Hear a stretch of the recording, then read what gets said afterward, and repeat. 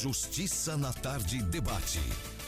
Pois bem, estamos de volta e agora com o Justiça na Tarde Debate. E como nós já havíamos anunciado na abertura do programa, o debate de hoje será sobre a nova Lei Geral do Esporte, que foi sancionada e publicada no Diário Oficial da União na última quinta-feira, ou seja, no dia 15, portanto, deste mês.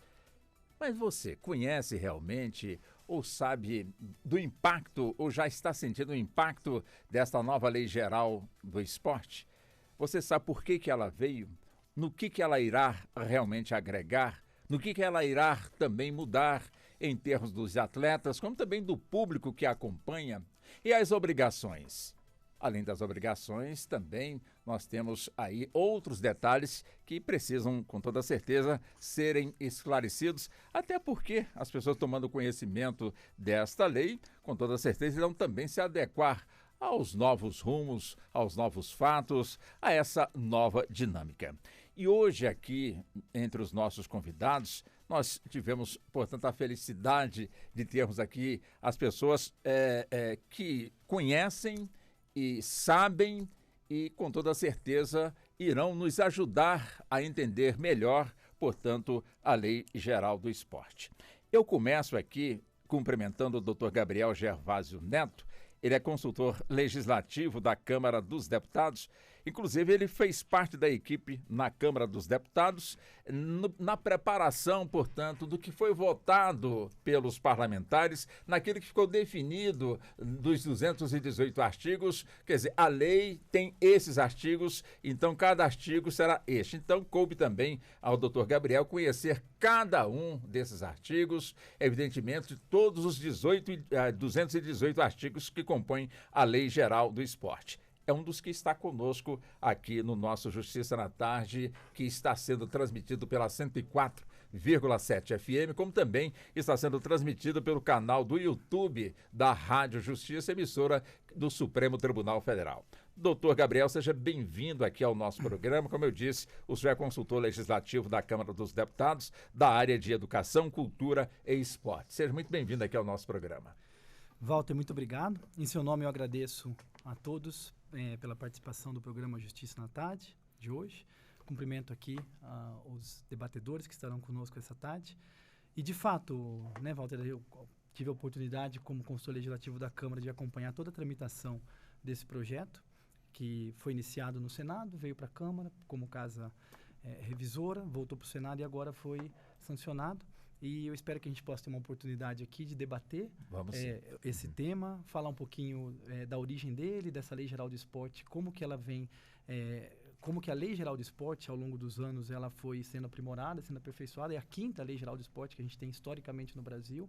E quais são aí as novidades, os principais temas e os eventuais debates aí que vão certamente surgir na questão de apreciação de vetos pelo Congresso, que ainda a gente está no prazo disso. Tá certo. Tá muito bem. Seja bem-vindo. Para todos e os ouvintes também. Seja bem-vindo. Cumprimento também o doutor César Alexandre Marinho, que é professor de Direito do Trabalho e Processo do Trabalho. Ele que é mestrando em estudos jurídicos com ênfase em Direito Internacional. Doutor César também, seja bem-vindo aqui aos nossos estúdios da Rádio Justiça. Evidente que ser atleta é muito gostoso, é um prazer realmente ser atleta em todas as modalidades, mas também é uma profissão. E quando se fala numa profissão, temos também aí a nossa legislação trabalhista em torno da questão, ou seja, um assunto importante também dentro deste contexto a ser debatido, né, doutor César? Também seja bem-vindo, doutor César. Walter, é um grande prazer estar aqui mais uma vez na Rádio Justiça, debater sobre esse tema tão importante para o nosso país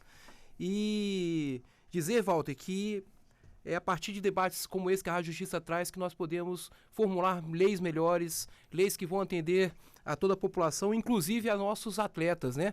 E aí, considerar o atleta como um profissional, como um trabalhador, também faz parte dessa lei. Então, Walter, vai ser um grande prazer tratar sobre esse assunto e seguir com os nossos debatedores. Muito obrigado. Pois não. Muito obrigado também ao senhor. Bom, cumprimento também o doutor Weber Magalhães, ele é vice-presidente da CBF. Doutor Weber, ele já foi presidente da Federação Metropolitana de Futebol e na Copa de 2002 no Japão e Coreia, ele foi justamente o chefe da delegação da Seleção Brasileira de Futebol. Também conosco aqui nos estúdios da Rádio Justiça, né, doutor Weber? O senhor, com certeza, morando aqui em Brasília e, claro, no circuito nacional do esporte, evidente que o senhor é muito demandado por conta justamente de estar próximo ao Congresso Nacional, de estar perto dos três poderes, sempre com foco visando realmente o bem-estar dos nossos atletas através de uma legislação própria. Quer dizer, e chega, portanto, a Lei Geral do Esporte, com certeza, um assunto importante para ser debatido. Né? Muito boa tarde também para o senhor e seja bem-vindo aqui ao nosso debate. Boa tarde, Valterinha. Boa tarde, amigos da Rádio Justiça. Boa tarde, Ana Cláudia Possati, que teve a gentileza, junto com você, de nos convidar para estar aqui presente.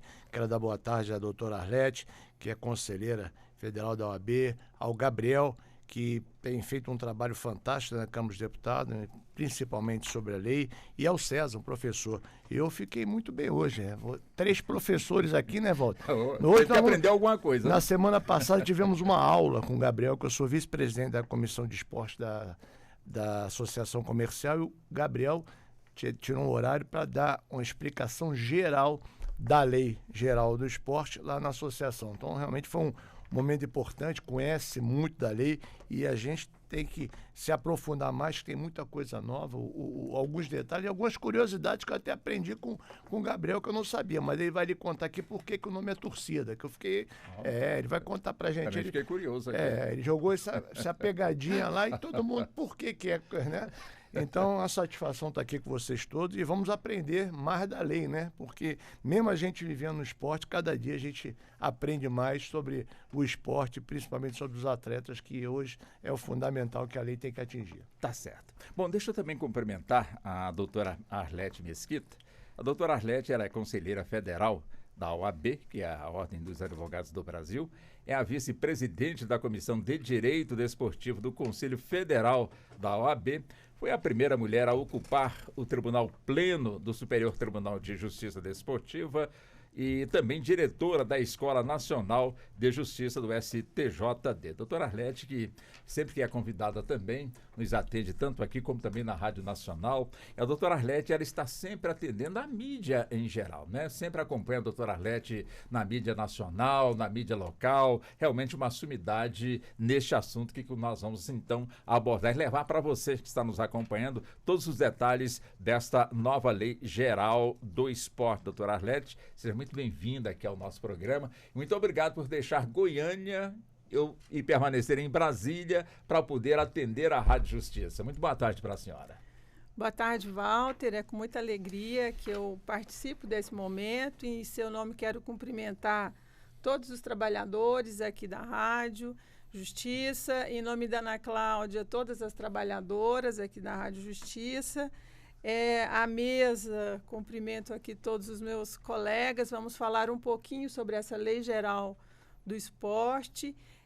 E o intuito interessante é que a rádio nos proporciona também aos nossos ouvintes e participantes pelas mídias sociais, né, YouTube, é o conhecer.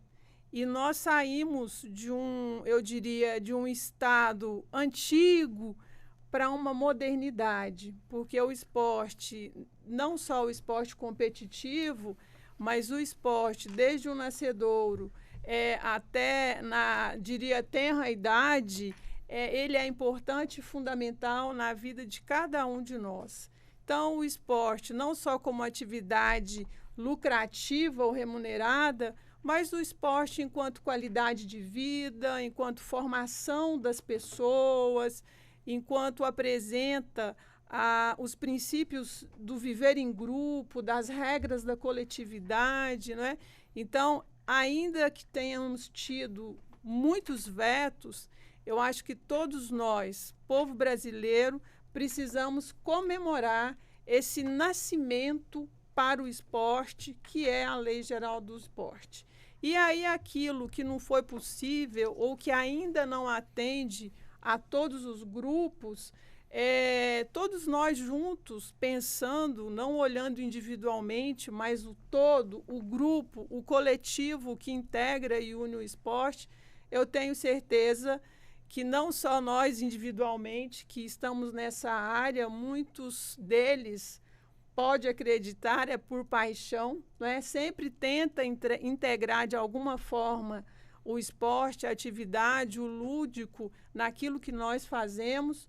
Tenho certeza que todos nós ganharemos, a sociedade brasileira e, sobretudo, o esporte, nessa nova realidade que nos apresenta a Lei Geral do Esporte. Então, vamos aqui conversar muito sobre esse tema. Vamos nós, então. Deixa eu voltar, então, com o doutor Gabriel. Doutor Gabriel, o senhor que, como diz o outro, colocou a mão na lei, né?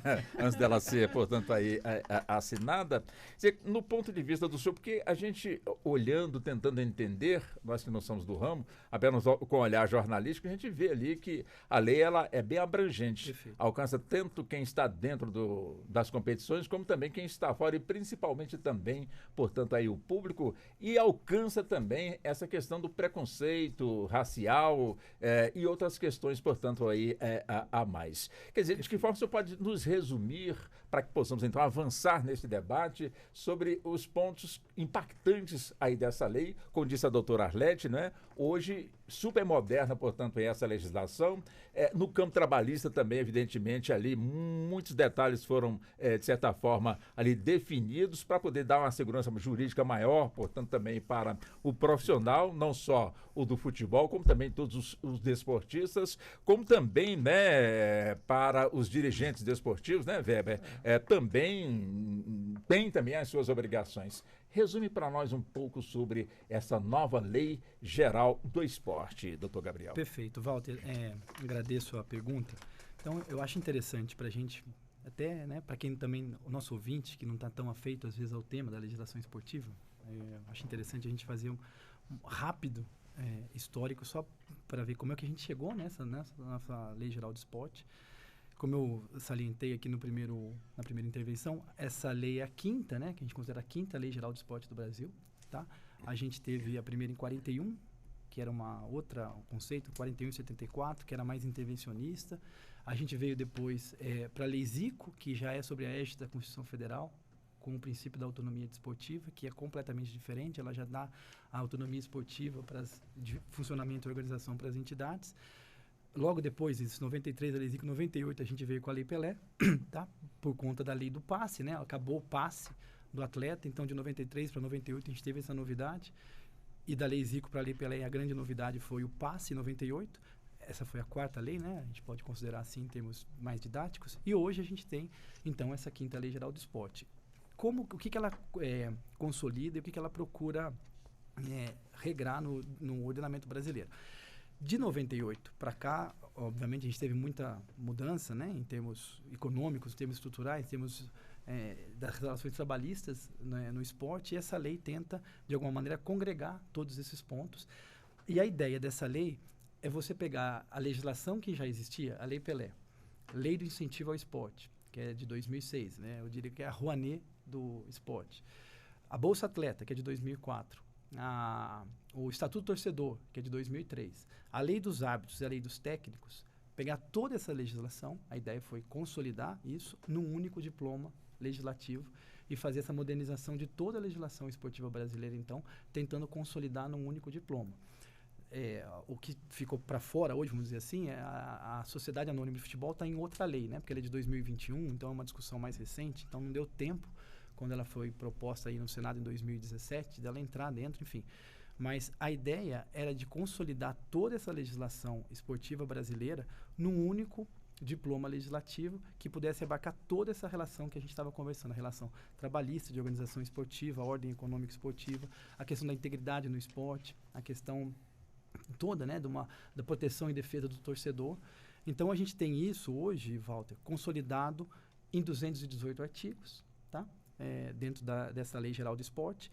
E eu destaco aqui, inicialmente, para a gente poder tocar bola aqui, né, já que nós estamos falando do esporte, eu destaco um dos pontos importantes, né, logo no começo da lei, que ela fala sobre os níveis da prática esportiva, né? Então, a gente tem a formação esportiva, a gente tem a excelência esportiva e a gente tem o esporte para toda a vida. Então, a ideia da lei ela é abarcar e quando a gente pensa em esporte, né, a gente logo pode fazer associação com o alto rendimento, mas a ideia é que a gente tenha regulamentado toda a questão da formação de atletas, não para o esporte de rendimento, mas a formação esportiva, né, o esporte como uma ferramenta educacional para você ter princípios, para você fomentar princípios em crianças e adolescentes, princípio da perseverança, trabalho em equipe, enfim. Você tem toda essa característica da formação esportiva, você tem a excelência, né, o esporte de excelência, que é o que a gente chama de esporte de rendimento, e você tem também o esporte para toda a vida, que é o esporte de participação, o esporte para todos nós aqui. Ele Independente da idade. Independente da idade, se é E alterou os nomes também, né, o doutor Gabriel? Perfeito, né? perfeito, doutor Weber, perfeita lembrança. Alterou, a gente chamava de desporto educacional, Isso. desporto de rendimento e desporto de participação. Alterou, a lei altera um pouco essa dinâmica, dá uma abrangência um pouco mais ampla para esses conceitos, mas ela procura, de alguma maneira, ter todas essas diversas fases do esporte, ou modalidades do esporte, ou manifestações esportivas para toda a vida, para o atleta ou para a criança e adolescente. Ela procura trazer dispositivos sobre essas questões. E sai o desporto, né? Sai a figura do desporto. Isso. E agora nós temos esporte. Mas tem algum efeito? Não, na mudança verdade, de o nomenclatura? esporte, o desporto, a gente entendia que o desporto era para o alto rendimento. Alguma coisa assim, mas não muito tecnicamente, mas era um conceito de maior abrangência. Então, agora sai o desporto e agora nós tratamos de esporte.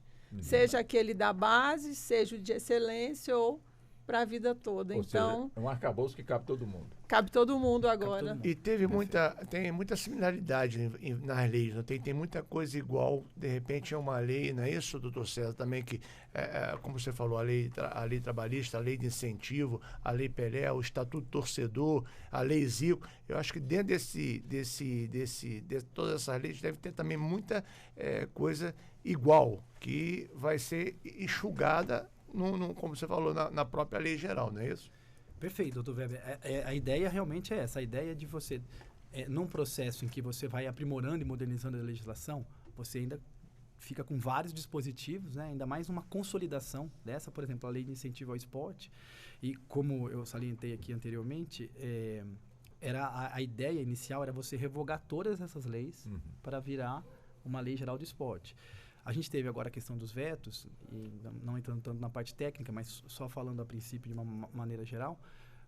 O veto, você teve um veto sobre a revogação da Lei Geral do Esporte e a Lei de Incentivo. Então, as duas permanecem. As duas permanecem. Então, hoje a gente tem essa Lei Geral do Esporte, essa nova. A gente tem a Lei Pelé, que é entendida de uma maneira complementar, alguns dispositivos que não estão completamente regulados, como a doutora Alete colocou na explanação dela. A ideia agora é que, efetivamente, a gente tenha um grupo de análise, enfim, tanto a deliberação dos vetos, quanto a questão de uma análise maior do Ministério, para a gente poder efetivamente, então, fechar todo esse arcabouço e aí, ao final desse processo, ter revogado a lei de incentivo e a lei Pelé também ficar exclusivamente essa lei geral do esporte. E toda essa questão, né, doutora Arlete, deságua no Tribunal Pleno do Superior Tribunal de Justiça Desportiva. E aí, como é que a senhora avalia também essa questão do impacto dessa nova lei? Então, para a estrutura que nós temos hoje, até o momento nós não tivemos alteração nenhuma. Foi objeto de veto, então a Justiça Desportiva permanece da forma como está. Não altera em nada. Não altera em nada. Mas deveria ter algo que modificasse ou não? Então, há uma discussão. Eu compreendo que a CBF é uma entidade privada, né? As federações seguem o mesmo caminho de uma entidade privada. Eu compreendo que a Justiça Desportiva brasileira cumpre efetivamente o seu papel. Ou seja, a cada campeonato, e aqui eu quero esclarecer que às vezes é motivo de confusão, a Confederação Brasileira de Futebol, e aqui entrando na área do meu amigo, mas se Weber, tiver alguma coisa aqui, Weber pode colocar. Hoje ela organiza, em média, de 25, se incluirmos aí o futebol feminino, de 25 a 30 competições. Então, essas competições, o regramento e a disciplina são todos estão todos sob análise do STJD, através do seu tribunal pleno e das 5 comissões disciplinares. E os campeonatos estaduais estão a cargo dos tribunais estaduais e as respectivas comissões. Então, o que há e no projeto, o que a lei o que a Lei Geral do Esporte apontou e que foi vetado, a proposta seria um novo modelo, mas deixando claro que as entidades é que tomariam essa deliberação. Então, há aqueles que entendem que precisa dessa mudança, né? Se nós entendermos que tudo tem que estar dentro desse arcabouço, diria assim, da Lei Geral do Esporte, ou tudo estar sob esse guarda-chuva, de alguma forma a gente precisa incluir a justiça desportiva, que, como eu disse anteriormente, está sendo objeto de análise nesses 90 dias pelo Ministério do Trabalho e também pela Câmara e Senado Federal. Ou seja, em que pese ter havido os vetos, tudo está nesse momento de discussão. Mas eu compreendo que a justiça desportiva hoje, ela atende bem. Uma das coisas que tem muita dificuldade é o futebol e as outras modalidades. Agora eu já vou ser moderna, vou entrar na nova lei, e as outras modalidades esportivas, né? Mas nós temos realidades distintas, né? Então, esse regramento específico do STJD e seu funcionamento, eu entendo que atende bem as nossas necessidades. E cada modalidade tem o seu tribunal também, não é isso, doutor Gabriel? Inclusive, até tem detalhes na lei que está se diferenciando também o nome de profissional, né? Que colocou agora numa outra circunstância o nome daqueles que realmente vivem, né? Da renda diretamente para que você possa sobreviver. Até naquela explicação que você estava dando, a alteração sobre isso. E cada modalidade deveria ter também o seu tribunal. É difícil, às vezes são gastos a mais, é claro que a gente vai sempre caindo no futebol, né? Que eu acho que teria que ter uma lei específica para o futebol e as outras modalidades, sem querer dizer que futebol é melhor que os outros, não. Pelo contrário, eu fui secretário de esporte, eu sou do esporte, eu acho que todos os esportes têm que ter respeito, têm que ter condição e tem que ser olhado como é olhado o futebol. Mas realmente o futebol sendo uma paixão nacional, você sempre cai na discussão da lei e o futebol. Não é isso? Então, eu acho que seria uma lei específica, mas como não tem na lei geral, se adequar a todos os esportes sendo atendidos. E eu acho que isso aí ele pode, o doutor Gabriel, o doutor César, até na questão de trabalhista, porque hoje o vôlei, o basquete, tem atletas que não são remunerados, não são profissionais. Já o futebol, a partir de uma certa idade, a maioria são profissionais. Então, vocês poderiam até explicar melhor essa questão da gente poder ter a condição de igualdade para todos aqueles que praticam e que têm rendimento. Deixa eu ver então com o doutor César justamente esse ponto, né? Essa ligação trabalhista diante da nova lei, se de certa forma cresce, portanto, aí a segurança jurídica de quem está realmente neste meio, prestando, portanto, ali o seu trabalho, dentro da ótica dessa nova lei, como é que o senhor vislumbra realmente aí essa questão trabalhista entre os atletas e os clubes, doutor César? Claro, Walter, vamos lá. Primeiro, antes de tudo, qualquer lei, ela vem para trazer uma segurança jurídica para a sociedade. Não temos como dizer que a lei não faça isso, né? O importante é que o texto da lei traga essa segurança jurídica. Não somente a coercibilidade dela, mas sim o próprio texto da lei traga essa segurança jurídica. E o doutor Gabriel colocou de forma muito didática essa consolidação de leis anteriores que nos deixavam numa certa insegurança jurídica, até pelo passar do tempo em relação a essas leis, em que vou fazer a comparação com a CLT, né? A nossa CLT é uma consolidação. A gente tinha várias leis trabalhistas que estavam ali dentro do ordenamento jurídico e foram consolidadas na CLT. A Lei Geral do Esporte, na verdade, a mesma situação, trazendo uma consolidação.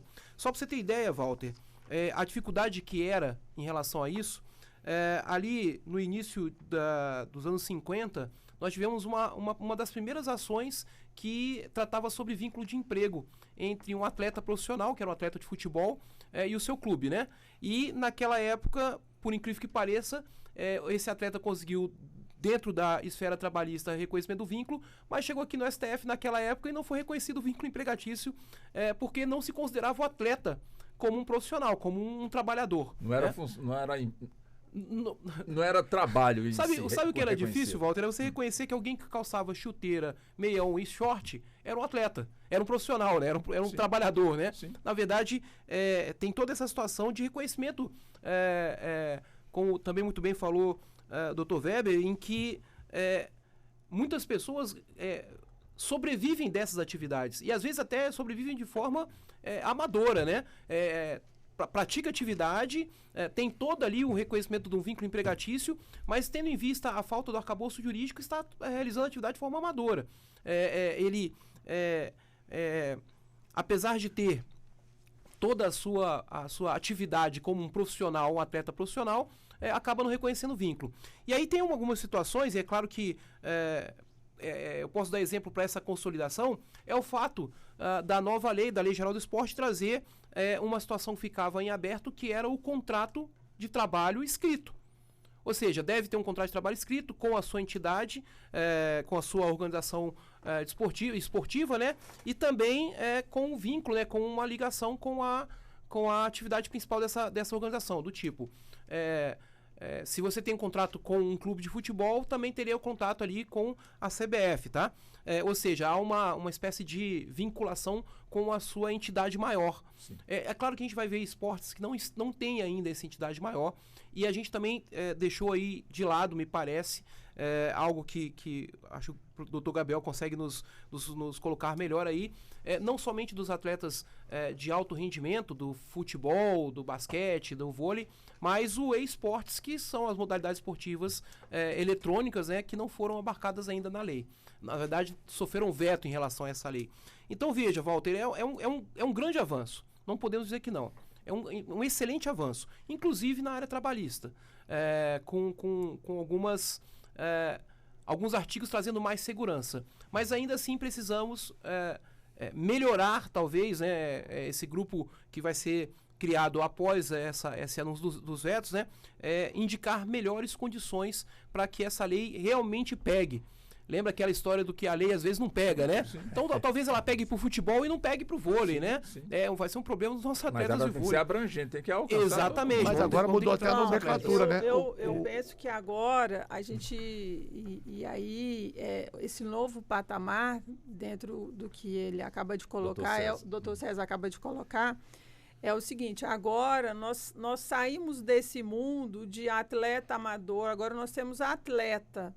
O atleta, ele pode sobreviver, ele pode ser um atleta de excelência e não obrigatoriamente ter que ser empregado, regido com base na CLT. Isso não estou falando de futebol, estou falando de outras modalidades. Por exemplo, ele tem um contrato de imagem, ou seja, ele consegue sobreviver da sua atividade. Mas antes era esse negócio, qual a sua atividade? Sou atleta amador? Não é amador, mas peraí, eu vivo da minha atividade de esporte, mas então agora a lei resolve isso. Ele é atleta de excelência, podendo ser empregado ou não. Ele pode ser patrão dele mesmo. Não, se ele tiver renda, porque na verdade a gente fica muito focado aí vem a questão do futebol, porque o atleta profissional de futebol, seja pela CLT, pela Lei Pelé e pelo próprio regulamento dos campeonatos, por exemplo, o Regulamento Geral de Competições exige que ao atleta buscar o seu vínculo federativo, ele tenha obrigatoriamente o vínculo de emprego, carteira de trabalho anotada. Mas hoje a nomenclatura alterou, né, para o doutor Gabriel? Inclusive essa questão também da direito de imagem, se não me engano, teve um veto nessa parte do direito de imagem do atleta, né? Que até os atletas ainda estão se tocando sobre isso, mas a nomenclatura mudou o nome daqueles que são realmente que vivem, né? Mas a mudança da nomenclatura de alguma forma mudou lá. Houve uma mudança conceitual nessa lei em relação à definição do atleta profissional. Na lei anterior, a definição do atleta profissional era aquele que tem um contrato de trabalho especial desportivo, que tinha uma série de cláusulas, uma série de necessidades, uma série de condições para você ter aquele contrato de trabalho esportivo, contrato de trabalho especial esportivo. Ele era obrigatório, Walter, apenas para o futebol. Ele era obrigatório apenas para o futebol. Então, o que acontecia é que todos os atletas de futebol eram profissionais. Os de vôlei, por exemplo, que a gente dá de basquete, os de futebol do salão, esses atletas que disputam campeonatos nacionais, se eles não tivessem esse contrato, e a maioria não tinha, eles não eram considerados profissionais. O que era um grande nó da legislação, era um grande calcanhar de Aquiles, como o Dr. César disse aqui, uma insegurança jurídica muito grande. Diferente dessa mesma prática desportiva no exterior, tipo Estados Unidos, na Europa, lá são profissionais ou são amadores? Pois é, aí é interessante sua pergunta, porque a definição brasileira hoje, com essa Lei Geral do Esporte, ela vai mais ao encontro dessas definições internacionais, uma definição da Espanha, que tem na Argentina, que é quem é atleta profissional? Aquele que trabalha com esporte, cuja renda seja predominantemente do esporte, ou cuja renda, ou que o valor que ele recebe com o esporte supere o que ele gasta. Então, assim, é uma definição de atleta profissional mais genérica, que vai abarcar todos os esportes, e como a doutora Alete mencionou, ele não precisa mais ter necessariamente aquele contrato de trabalho desportivo profissional. Esse contrato continua na lei, tá? Ele continua sendo obrigatório só para o futebol, mas hoje a determinação de atleta profissional ela é mais genérica e abarca qualquer tipo de contrato que ele puder fazer com a agremiação. E fazendo mais um comentário, que é interessante até a gente ver como a lei regra o esporte de alto rendimento, né, o esporte de excelência esportiva. Você não tem na lei nenhuma modalidade esportiva, não existe na lei vôlei, basquete, atletismo, natação, não existe nenhuma modalidade escrita na lei, não tem essa definição, esse reconhecimento, nada. A gente só tem a palavra, né, a modalidade futebol, porque você tem poucos artigos que são específicos para a modalidade de futebol, especialmente da parte trabalhista. Tá? Então você tem alguns que são só voltados para o futebol. Sim. O único esporte, modalidade esportiva que está escrito na lei é futebol, as outras não tem. Não tem nenhuma. O Estado brasileiro, ele não reconhece, por lei federal, nenhuma modalidade. Ou seja, vôlei, atletismo, todas existem. Ele não tem. Ele tem o futebol por conta dessa diferença. Então, agora, no meu entendimento, eu acho que é um dispositivo mais moderno de você considerar todos esses atletas como profissionais e, eventualmente, você vai obrigar só os atletas de futebol para terem aquele contrato que tem uma série de requisitos. E que talvez, para outras modalidades que não estão tão estruturadas, seria muito custoso, não custoso do ponto de vista financeiro, mas seria muito difícil você atender todos aqueles requisitos para modalidades que não estão tão estruturadas. Então, mas veja, é opcional, essa modalidade pode ter esse contrato. Doutora Arlete, a senhora estava complementando, e diante do que coloca aqui o doutor Gabriel com muita propriedade, evidentemente, dizer, o que está no papel é isso, mas na prática vai ser isso mesmo?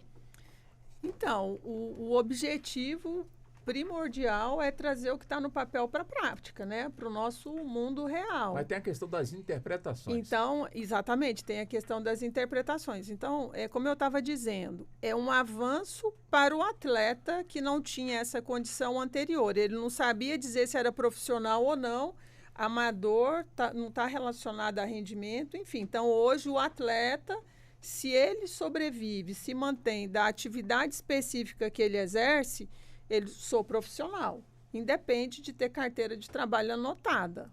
Ok. Agora, do ponto de vista do empregador, o que diz o artigo 3º da CLT? Né?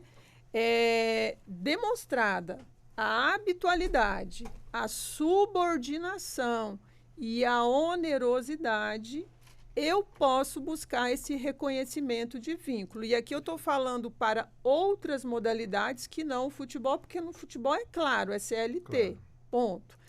Outras modalidades. Então, às vezes, os clubes, e aí eu penso que essa norma, a gente não... Quando falar em Lei Geral do Esporte, a gente tem que trazer à nossa mente para todos os atores, atletas, clubes, dirigentes, arbitragem, intermediários, entidades, 3 coisas: compliance, governança, integridade. Ah, mas isso é no geralzão? Não. Se eu observar esses 3 itens, em qualquer uma das atividades desses atores que compõem o mundo do esporte, e aqui eu não estou sendo específica no futebol, aqui é para todo mundo, debaixo do guarda-chuva da Lei Geral do Esporte, eu vou precisar de ter transparência, eu vou precisar de prestação de contas, eu vou precisar, sobretudo, ter clareza em todas as relações. Então, por exemplo, um time de basquete, eu vou organizar um time de basquete.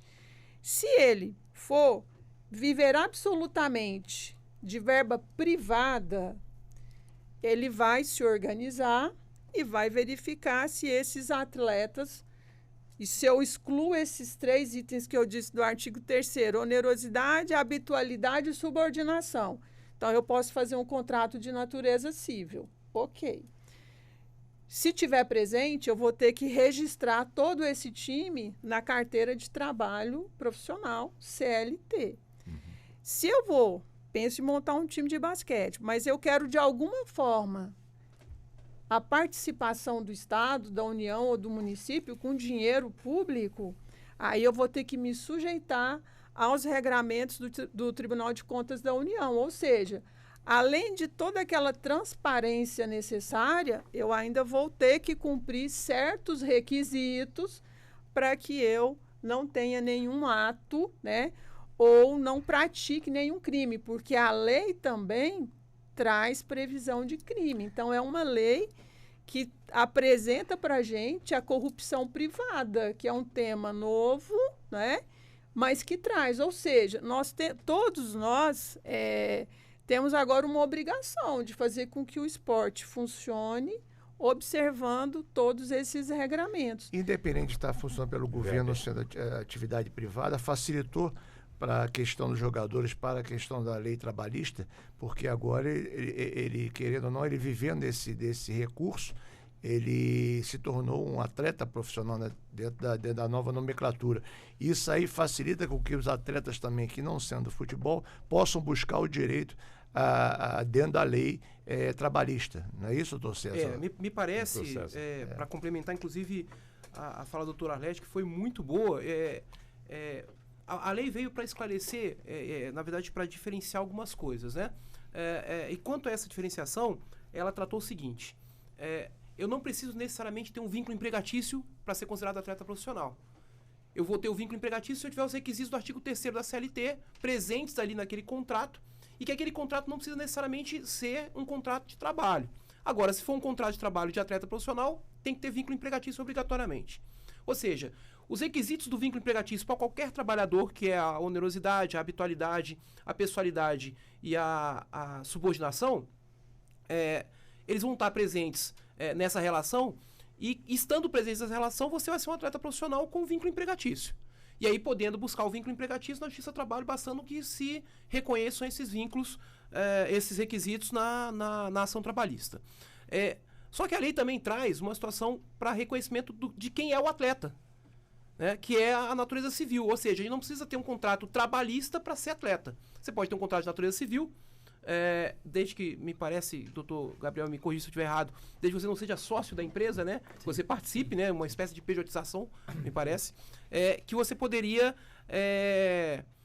também estar ali, ter os direitos que um atleta profissional tem, né, sem mesmo que você tivesse os direitos trabalhistas. E aí, com isso, você começa a reconhecer, por exemplo, a necessidade de a gente ter uma lei que preveja outros direitos trabalhistas. Por quê? Porque, obrigatoriamente, o empregado ele vai ter direito, por exemplo, à contribuição por parte do empregado e do empregador ao seu INSS, ali a sua previdência privada. Essa é a questão que eu gostaria de avançar com o doutor Gabriel, mas você pode complementar. Pois havendo esse reconhecimento, né, há, então, a obrigatoriedade legal de cumprir essa obrigação trabalhista, que é o pagamento por parte do empregado e do empregador da sua Seguridade Social. Reconhecendo isso, Walter, é que a gente começa a imaginar o seguinte: então significa que vão ter atletas, e aí esse é o tipo de debate que a gente tem que fazer com a sociedade para saber se a lei vai reconhecer isso ou não. Quer dizer que vão ter atletas que são atletas profissionais, mas sem contribuição previdenciária. Não, nesse caso, já querendo Doutora Arlete. entrar Por favor, doutora aqui. Arlete, fique à vontade, por favor.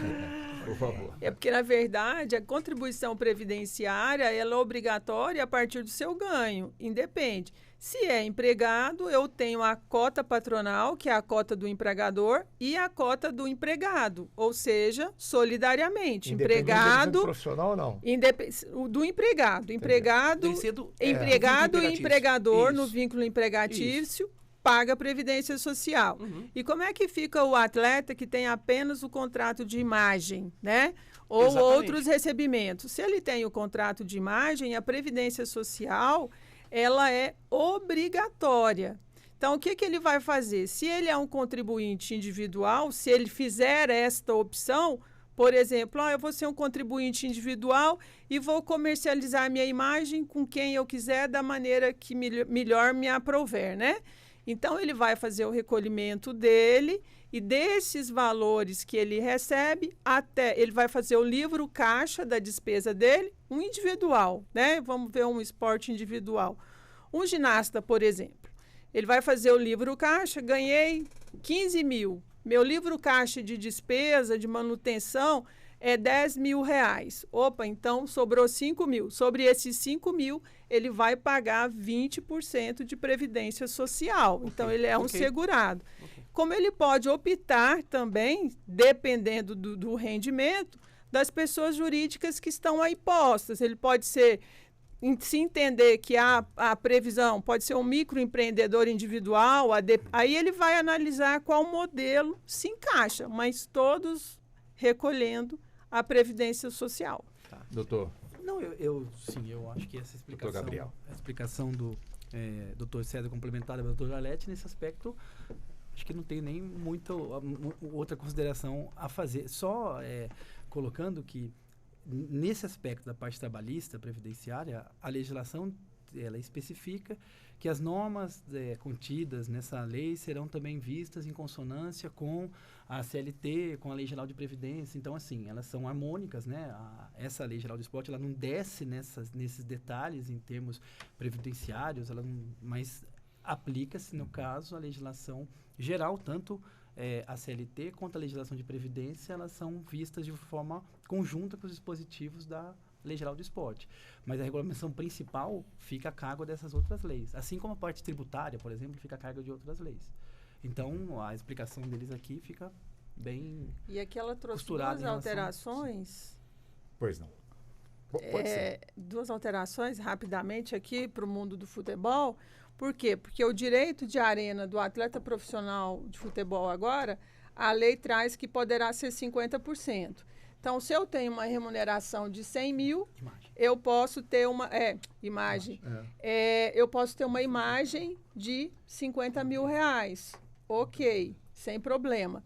E a hora noturna, que via de regra para os trabalhadores comuns é após as 22 horas, para os atletas profissionais de futebol, ela traz que será a partir das 23 horas e 59 minutos, indo até 6 horas e 59. Aí não é bom para o atleta? Não. E aí ela ainda trouxe uma outra coisa. Para o atleta, não. Nesse aspecto, foi ruim. Por quê? Porque ela mitiga o que está na consolidação das leis do trabalho. O adicional noturno fica, então, reconhecido, só que não observa os limites para os outros trabalhadores urbanos normais. Mas, se interromper a senhora, quer dizer, neste ponto aí, portanto, quer dizer, para o profissional, horário noturno só conta depois das, enfim, 23 horas e 59 minutos. Mas se ele estiver jogando num país onde tem fuso horário, ou seja, lá é de dia e aqui é de madrugada, o que é que conta? Vale o horário internacional ou o nosso nacional? Vai depender. Se ele estiver representando a seleção, né, se for o próprio empregador, vamos dizer assim, ele vai receber essa jornada extraordinária. Se ele estiver convocado para uma seleção, aí a regra ela é modificada. Mas por que é modificada? Por que não mantém Porque a mesma nessas lei? convocações, não há esse estabelecimento, digamos assim, desse vínculo, porque o empregador ele não tem autonomia para dizer o empregado não vai. Numa convocação, ele cede o trabalhador em nome de um bem maior, que é a representação, né, da nossa seleção. Então, nesse caso, não. Mas se estiver representando o próprio empregador, sim, e aí nós vamos fazer. Agora, a lei estabelece também, e aí também é uma mitigação dos direitos, que concentração, viagens, e aí entra viagens, pré-temporada, esse horário à disposição do empregador não é compreendido como jornada extraordinária. Então, note que o empregado, jogador ou atleta profissional de futebol tem regras cujo direito é inferior ao restante dos trabalhadores brasileiros. Se eu estou à disposição do empregador, eu recebo horas extras. Mas o atleta profissional de futebol, ele pode ficar até 3 dias na mesma semana no período de concentração. Então, o clube pode exigir, por exemplo, o Vila Nova exige ou o Goiás, enfim, ou o Atlético, né, da minha região. O Gama aqui. O Gama. Então coloca a Napolina também. A Napolina. A Napolina, a Anápolis, craque, enfim. Até 3 dias na semana, na concentração, também não será devida a jornada extraordinária. Isso vai dar briga, doutor Então, notem que, com relação aos direitos do atleta profissional de futebol, esta nova legislação mitigou os direitos existentes hoje. Então, que mais de atleta profissional de futebol? Como é que foi o direito de imagem, doutor Gabriel? Pode complementar, doutor. É que já dá briga, né? Não é porque não. Não é que vai dar, já está Não, mas é uma dificuldade, por exemplo, os tribunais superiores não reconhecem, às vezes você tem uma decisão que reconhece, então não é uma matéria tranquila e pacífica, né? Então, agora com a lei, eu penso que está resolvido. Então, definido. Quando o atleta... Mas resolveu a favor dos clubes, da seleção, mas não a favor E aí do atleta. É um papel importante, mas a própria lei, e aí eu tenho dito isso para alguns que estão a reclamar, o seguinte: se nós tivermos a efetividade desses 3 pilares, que é compliance, governança e integridade, nós atletas, enquanto sindicatos, enquanto federação, nós temos um instrumento extremamente poderoso e importante, tanto para o empregado quanto para o empregador, que são os acordos coletivos de trabalho e as convenções coletivas de trabalho. Então, isso precisa ser negociado, né? Se está negociado, não vai gerar dúvida, todo mundo vai conhecer as regras, né? Então, nós não vamos ter um apito diferente, não vamos precisar chamar o VAR. Vai dar tudo certo. Antes de passar para o doutor Gabriel, a sua avaliação como que está dentro realmente do futebol. Como é que você avalia, no caso, a posição dos atletas diante do que está sendo posto aqui? Futebol é um segmento que todo mundo já conhece, já sabe. Eu acho que essa nova lei, como a doutora Arlete, doutor César, doutor Gabriel, é uma lei que vem ajudar. Agora, essa questão de concentração, jogar, isso vai muito da conversa entre dirigentes, jogadores, porque a vida toda houve concentração. Mas o atleta gosta de concentração? Não, tem alguns que não gostam, mas tem uns que realmente sentem a necessidade de estar numa concentração. Por que se faz numa concentração? Porque a concentração realmente é um momento que antecipa um jogo, onde todos vão estar ali unidos e, entre eles, muita conversa, muito trabalho de psicológico entre eles, aqueles que são mais afoitos, aqueles que não dormem. Então, ali eles dividem muito as obrigações do dia seguinte. Você veja bem, lá em 2002 nós ficamos 45 dias concentrados. E pagou e família, sem família, os atletas todos, eram 45 membros da delegação. E foi muito importante essa união de todos ali junto, cada um sabendo o que vai acontecer, sabendo o que estava na cabeça deles, o interesse de ser pentacampeão, como todos que disputam campeonatos, tem isso também, desde a Série D, a Série A, Série B, Série C, todos os clubes têm esse trabalho fundamental dentro do seu departamento de futebol. Concentração, viagem, tudo é especificado bem antes. Agora, é claro que alguns vão buscar os seus direitos, alguns vão reclamar aqui, mas é a pequena maioria, porque sabe que o segmento do futebol é isso. O atleta é praticamente um ritual. Ele joga domingo, folga na segunda, treina na terça para jogar na quarta, às vezes nem treina no avião, porque já sai segunda para pegar um voo, e sabe que quanto mais jogos, mais possibilidade de estar na vitrine, mais possibilidade de ganho. Então todos aqueles querem estar disputando Série A, Libertadores, mas Copa do também Brasil. Enriquece, né? Claro, é por isso. Então, cada vez que jogador. você investir mais, você vai conseguir melhores condições para aqueles atletas, para os clubes. Você vê a Série A, quantos clubes têm condição, quantos clubes estão ganhando muito recurso, e tudo isso é uma previsão. Já os atletas da Série D estariam doidos para estar hoje disputando competições na Série A. Mas eu tenho certeza que isso aí é um trabalho que dentro dos clubes já é praticamente automatizado, e a gente vai ter alguns problemas, como sempre tem, segmento futebol, mas eu tenho certeza que a coisa vai andar melhor. Só complementando aqui, para quem ouve do lado de cá, tudo isso que ele falou, mais a preleção do professor. É verdade. Na concentração.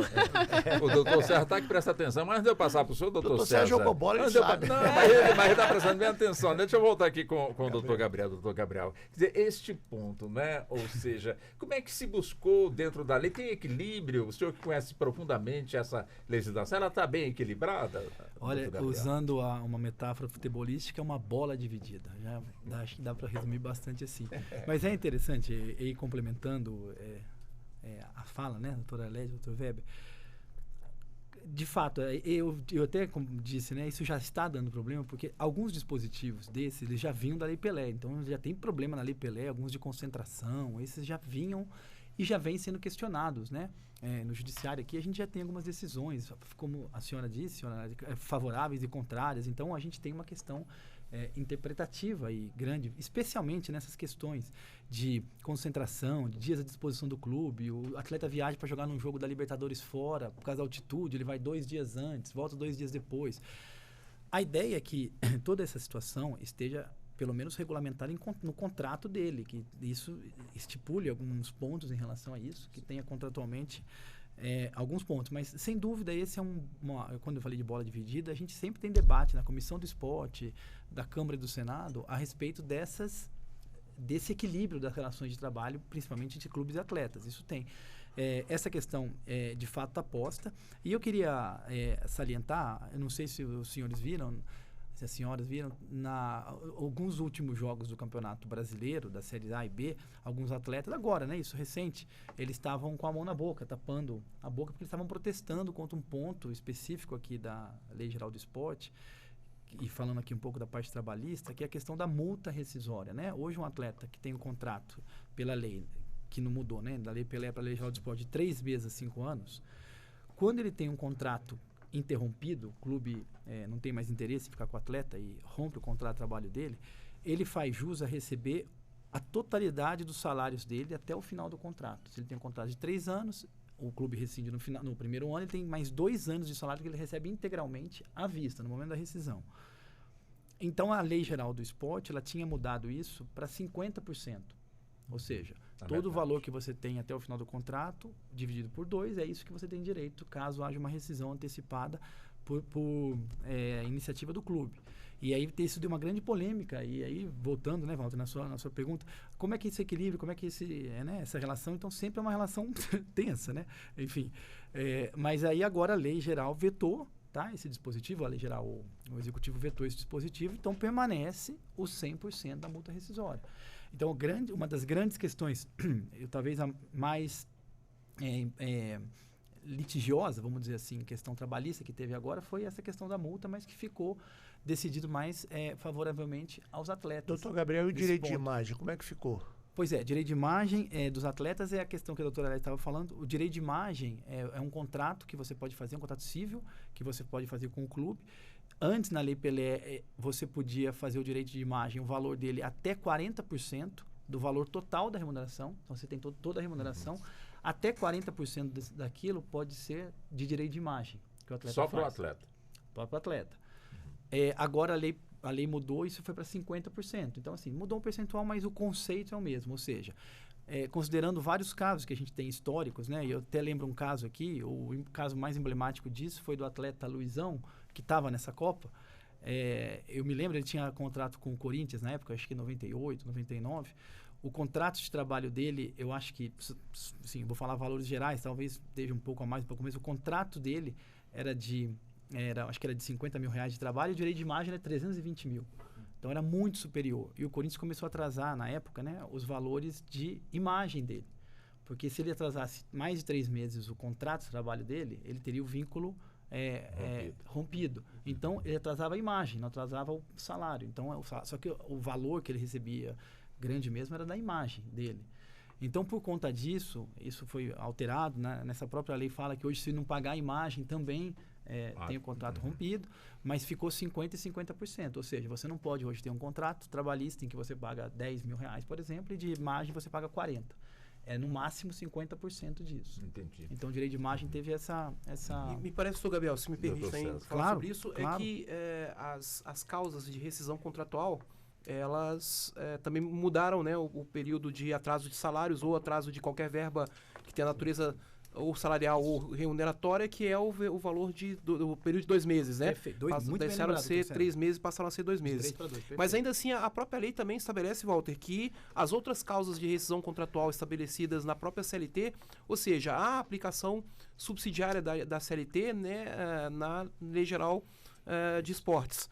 E ela deixa isso claro, não só a aplicação da CLT, como também do próprio contrato individual do próprio contrato de natureza civil, que pode ser restabelecido entre as partes, mas também, como bem lembrou a doutora Arlete, os acordos coletivos e convenções coletivas, que são instrumentos essenciais para essas relações de emprego, principalmente para essas relações de emprego ou essas relações de trabalho, que tem tantas nuances, né, tantas diferenças. Então, o próprio clube, a organização esportiva pode, procurando o sindicato de empregados, né, realizar ali um acordo coletivo de trabalho para que ele possa estabelecer essas Mas situações. esse acordo coletivo de trabalho, já que o Brasil é de tamanho continental, nós temos em cada estado aí grandes cidades, quer dizer, seria um sindicato para cada estado, seria um sindicato para cada... Como é que está essa definição? Bom, nós temos... Só um instante, doutor, você já volta. Fique à vontade, por favor. Desculpa. Não, mas só para tirar essa dúvida. A senhora trabalha com essa área nós totalmente. temos o princípio da unicidade sindical no nosso país. Então, os sindicatos, eles são estaduais. Hoje, no futebol, nós temos os sindicatos estaduais e nós temos a Federação Nacional dos Atletas Profissionais, que é a congregação dos sindicatos. Sim. É a FAP. Não, a FAP, ela é assistência. No caso dos atletas, é a FENAPAF. FENAPAF. Federação Nacional dos Atletas. Perfeito. Vamos fazer o seguinte, nós estamos já em cima, mas 30 segundos, o senhor só complementar. Pois é, doutor então, Walter, havendo essa necessidade, porque o que diz a lei trabalhista? Se a gente for indicar especificamente a lei trabalhista, né? Estamos falando de acordo coletivo e correção coletiva, vamos tratar da lei trabalhista em si. E aí o 611-A da CLT, trazido pela reforma, diz que acordo coletivo e convenção coletiva tem prevalência sobre a lei. Então, situações que a lei pode estabelecer como que mitigaram o direito ao trabalhador, também podem estabelecer situações que sejam até mais benéficas para eles ou até mais prejudiciais. Mas isso, é claro, levando em consideração que um acordo coletivo e convenção coletiva de trabalho poderia ser realizado entre ou 2 sindicatos, que eu acho que não existe para a convenção coletiva. Concordar, né? Exatamente. Ou acordos coletivos entre o clube e o sindicato dos empregados, nesse caso aí o sindicato dos atletas, né? Caso tenham estabelecido nas suas localidades. Vamos fazer o seguinte, estamos já em cima da hora, vencendo já a primeira hora. Passou rápido, né, doutora Arlete? Voou, né? Então nós vamos fazer o seguinte, nós vamos separar um intervalo rápido também e na volta nós vamos pegar justamente questões mais relacionadas com o público, direito do público, que agora vai ter seguro dentro de cada partida de futebol, como também outras questões, né, preconceito... Sim, o lado bom, mas também tem o lado ruim, né? Também dos preconceitos que normalmente temos aí atletas de alguma forma sendo maltratados diante de tanta situação. Então nós vamos sair para o intervalo, mas voltamos em instantes. Até já. Você está ouvindo Justiça na Tarde.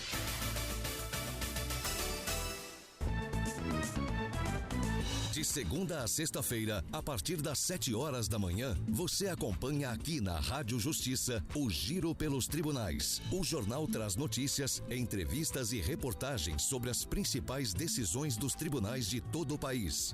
Rádio Justiça, 104,7 FM. Sintonize seus direitos.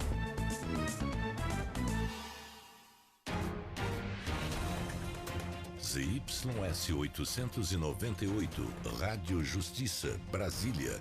FM 104,7 MHz, 20 kW de potência. Uma emissora do Poder Judiciário do Brasil. Justiça agora. Rádio Justiça. Os destaques da justiça em todo o Brasil. As decisões que podem mudar o seu dia. Justiça agora. Olá, eu sou Alessandra Castro e esse é o Justiça Agora, o boletim com as notícias do Poder Judiciário. A Justiça Federal condenou um indígena por envolvimento em conflitos armados ocorrido na terra indígena Carreteiro, no norte do Rio Grande do Sul. Ele é o terceiro indígena condenado após os conflitos armados que ocorreram no local entre 2019 e 2021. A pena de 2 anos e 15 dias de detenção por porte ilegal de arma de fogo e desobediência foi revertida em multa de 1 salário mínimo e serviço comunitário. Ainda cabe recurso. O Ministério Público de Sergipe entrou com uma ação civil pública contra a Companhia de Saneamento do Estado para regularizar o abastecimento de água no conjunto Antônio Carlos Valadares, em Aracaju. Com frequência, a comunidade tem denunciado o desabastecimento nas residências, com impacto expressivo na saúde e na qualidade de vida dos moradores. De acordo com o levantamento da promotoria, é comum que o abastecimento de água só seja feito no período da madrugada, obrigando idosos e crianças a acordarem nesse horário para realizar higiene pessoal. No Espírito Santo, o Tribunal de Justiça estabeleceu uma metodologia de audiências concentradas para reavaliação de medidas socioeducativas de internação e semiliberdade. A reavaliação dos processos judiciais de adolescentes e jovens deve ser feita pelo Juízo da Execução, com representantes do Programa de Atendimento Socioeducativo Familiares, além de outras entidades públicas voltadas para o sistema socioeducativo. As audiências concentradas devem ser feitas preferencialmente a cada 3 meses, mas respeitando o limite de 6 meses para reavaliação da medida. O Justiça Agora fica por aqui. Obrigada pela sua companhia e até a próxima.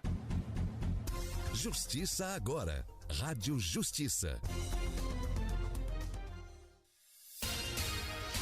Fique por dentro do Supremo Tribunal Federal.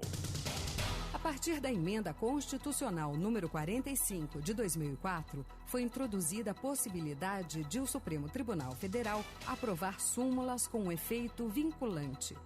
As súmulas são extraídas de um conjunto de decisões reiteradas da Corte, no mesmo sentido, sobre matéria constitucional. Esses entendimentos, editados pelo STF, vinculam os demais órgãos do Poder Judiciário e da Administração Pública, direta e indireta, nas esferas federal, estadual e municipal.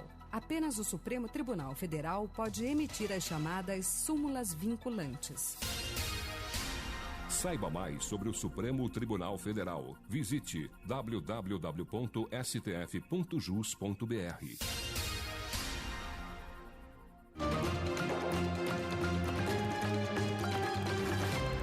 Jornal da Justiça, segunda edição. De segunda a sexta-feira, a partir das 6:30 da tarde. Rádio Justiça, 104,7 FM. Sintonize seus direitos.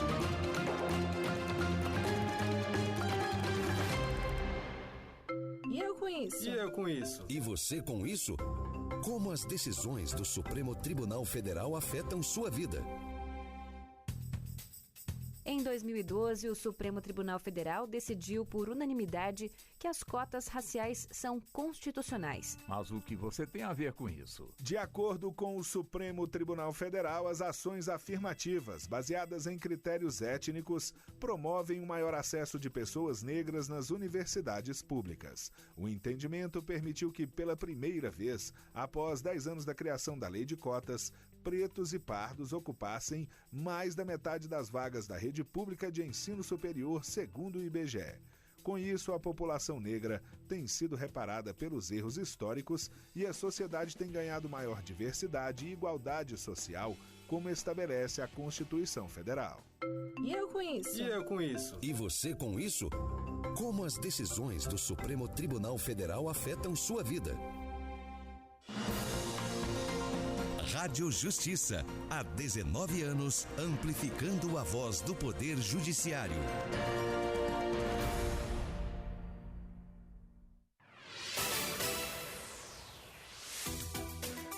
Voltamos a apresentar Justiça na Tarde. Justiça na Tarde Debate. Ok, já estamos na segunda hora do nosso Justiça na Tarde Debate.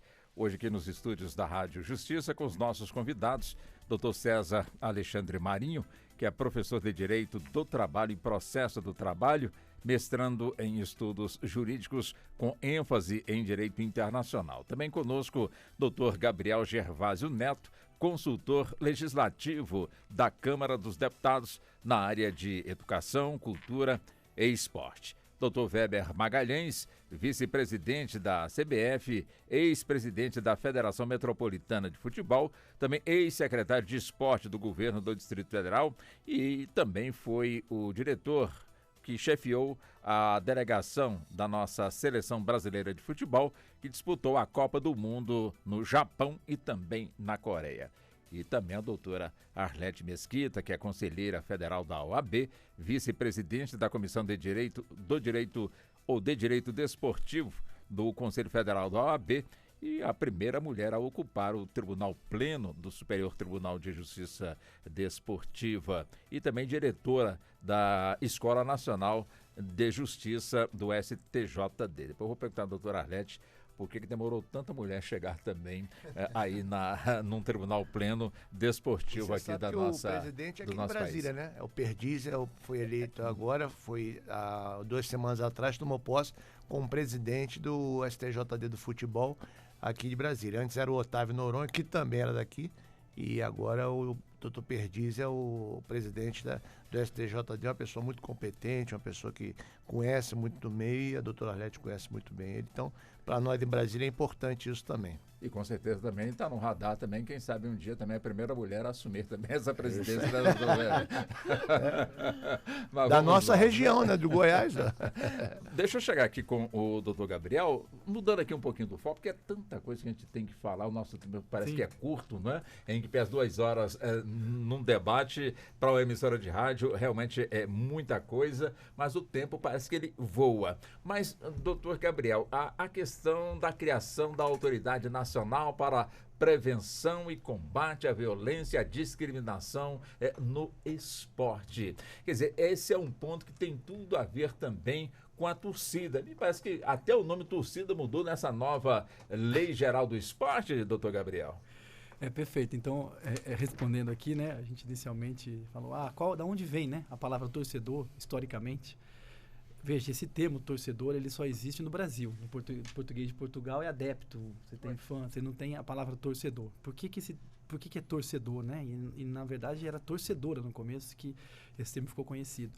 Lá no começo do século XX, 1910, 1920 ali, especialmente nas Laranjeiras, as torcedoras, né, quem ia no estádio, com a tensão da partida, elas tiravam as luvas delas, naquele Rio de Janeiro, imagina, 2 horas da tarde, 3 horas da tarde, elas tiravam a luva tensas e ficavam torcendo as luvas tensas com o jogo. Sim.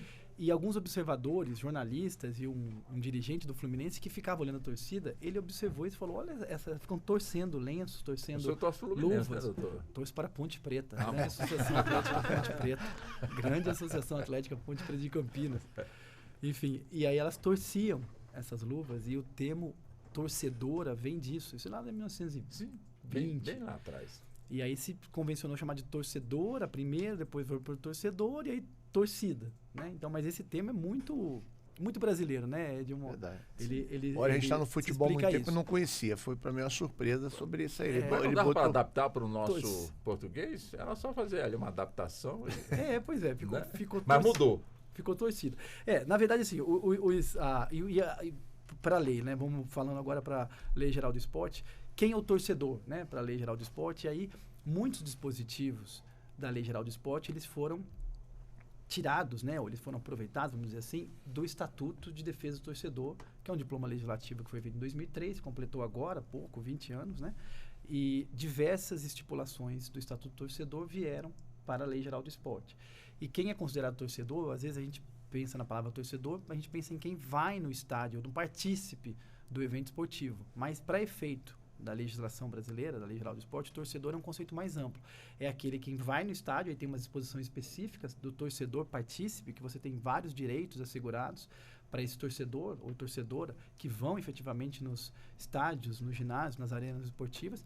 E você tem um conceito mais amplo de torcedor, que é aquele quem acompanha uma modalidade.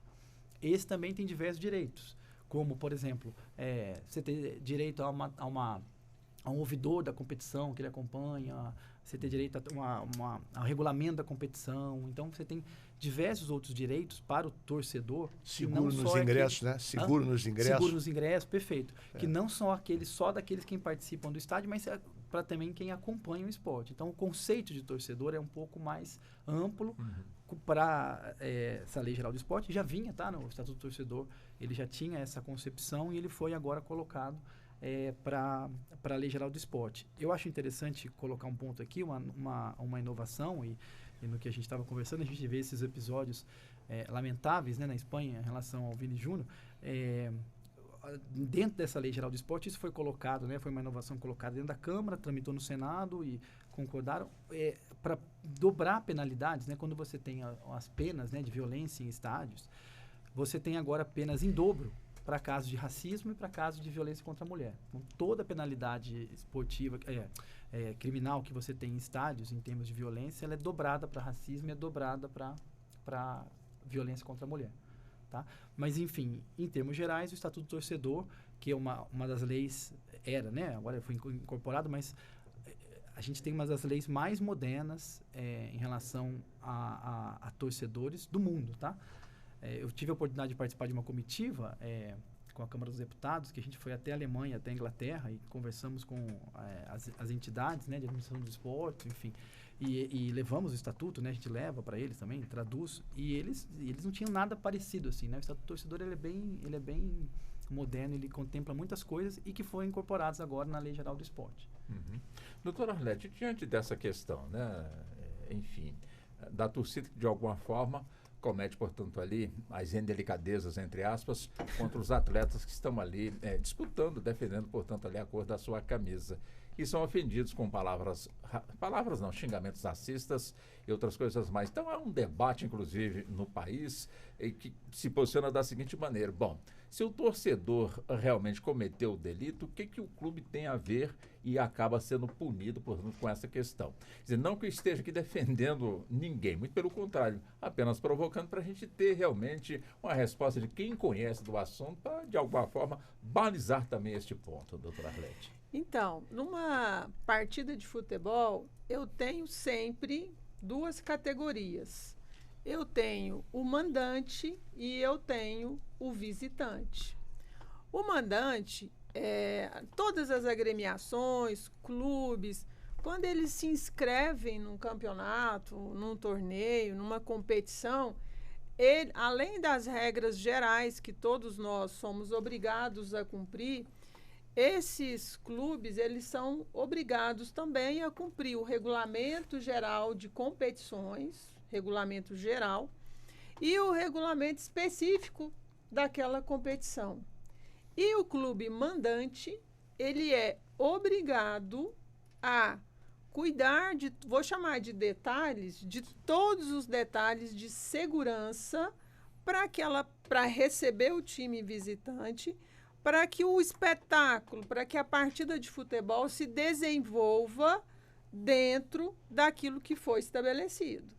Então, quando eu tenho qualquer ato fora dos padrões, o arremesso, por exemplo, de um copo, um xingamento, um desrespeito, o que o Código Brasileiro de Justiça Desportiva determina?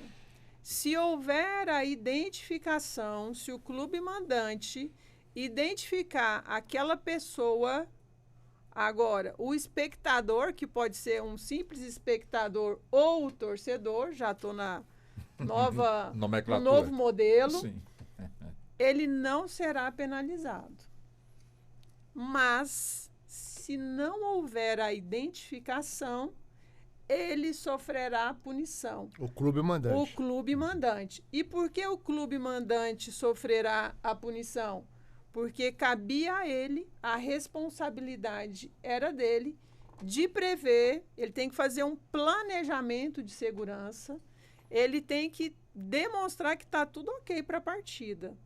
Se ele não consegue identificar o causador daquele ato desabonador ou ato infracional, vamos dizer assim, ele vai responder sim, está lá no CBJD. Então, dentre as penalidades, ele pode receber multa pecuniária, ele pode sofrer a perda do mando de campo seguinte e ele pode ainda ter uma penalidade mais grave, no meu sentir, que é jogar com portões fechados, ou seja, sem renda.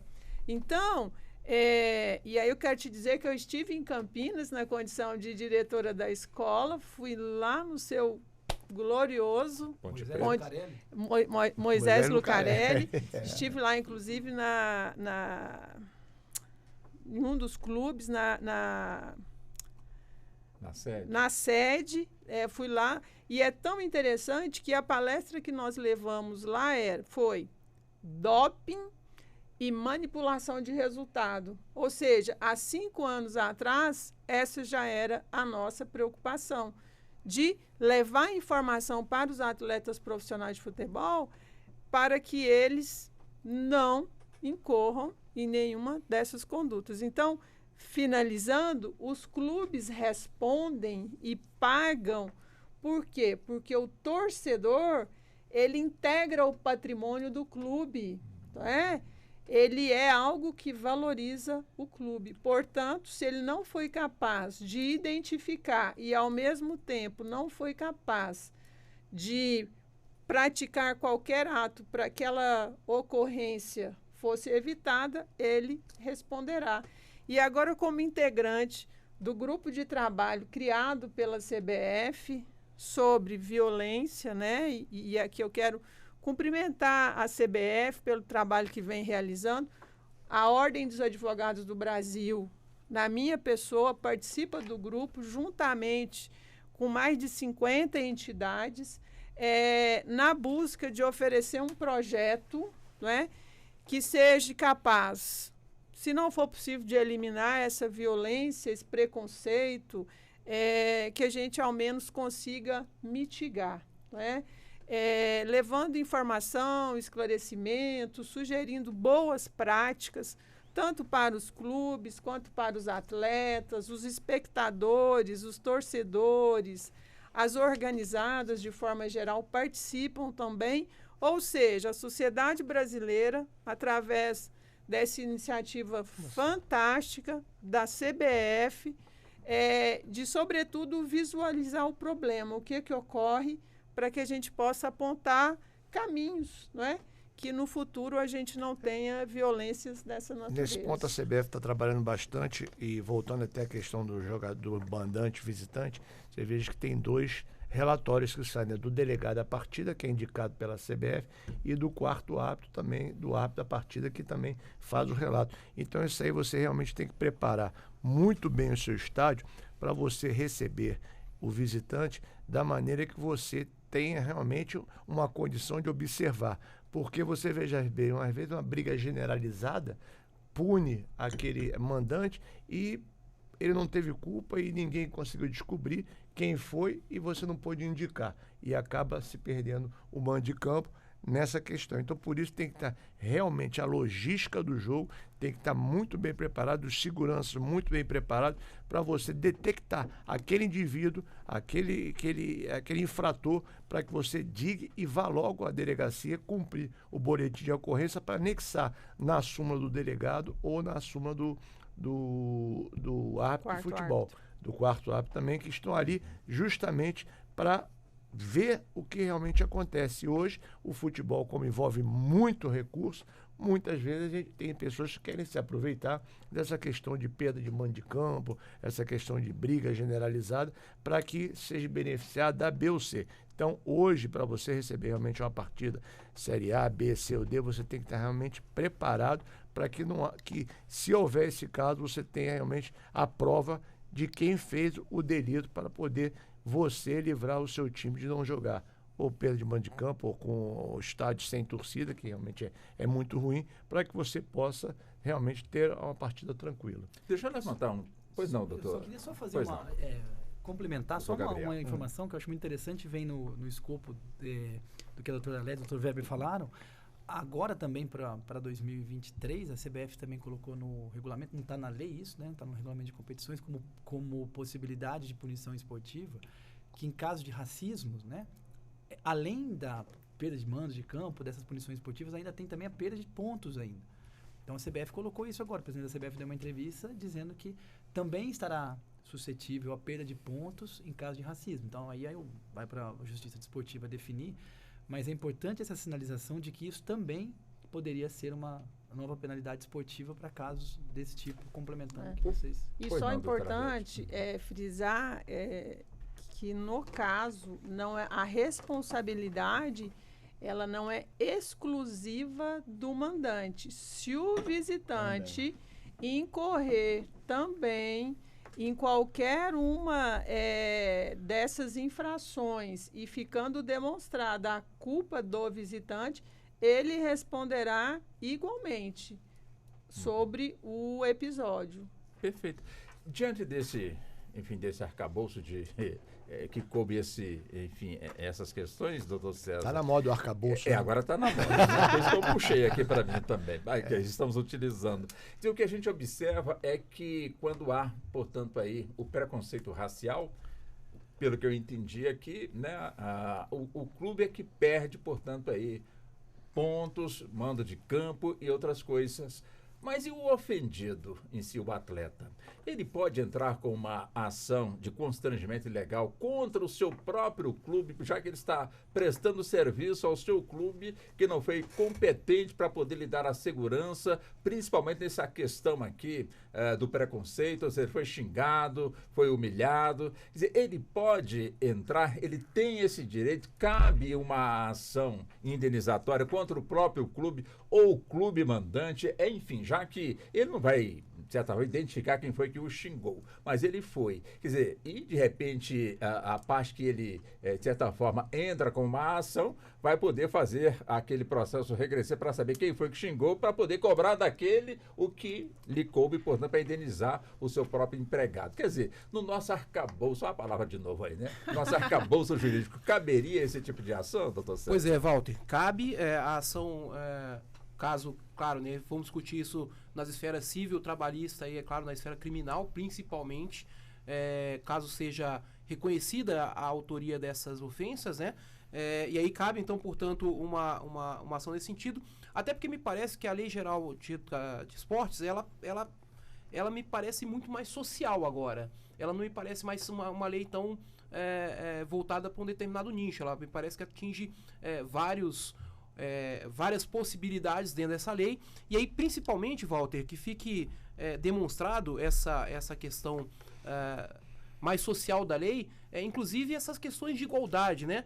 Trouxemos igualdade aí, né, na Lei Geral do Esporte em relação às mulheres, com relação à premiação, por exemplo, receber premiações muito parecida com, me parece que até a mesma premiação em que estamos tratando de esportes em que tem gênero masculino e feminino, também com relação à premiação dos atletas paralímpicos, né, para-atletas, na verdade, tá? E aí, mais ainda fica claro, né, essa possibilidade que nós temos de trazermos ao âmbito jurídico, numa ação trabalhista, por exemplo, ou até mesmo numa ação civil, né, o reconhecimento dessa indenização decorrente de uma ofensa praticada por algum espectador, né, ou então até mesmo dentro de tirar do futebol, né, dentro dali do evento esportivo, tá? Porque essas ofensas não acontecem somente entre o público e o jogador, né, e o atleta. Ele acontece também entre os atletas e muitas vezes de forma velada. Então, isso é importante também para que seja reconhecida esse direito de pleitear na justiça a indenização. E aí, claro, né, não reconhecendo ali, é claro que mantido uma relação trabalhista, reconhecendo uma relação trabalhista contra o próprio clube que o emprega, ou então contra aqueles que teriam a responsabilidade de manter, como bem falou o doutor Arlete ali, a segurança no estádio. E aí, quando eu digo segurança, não só a segurança em relação a aspectos físicos, mas também a segurança de uma não discriminação, de uma iniciativa do próprio clube, né?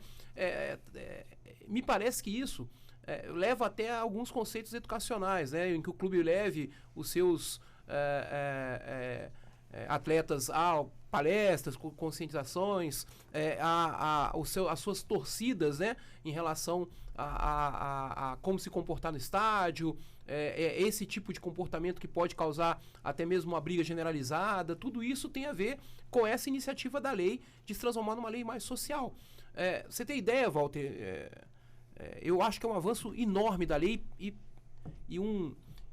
assim, prejudicial para a sociedade, né? Você pensar assim, a gente tem que escrever numa lei em que o contrato estabelecido entre a organização esportiva e uma atleta profissional, né? Ela não pode falar ali esse contrato sobre qualquer cláusula que impeça a gravidez, por exemplo.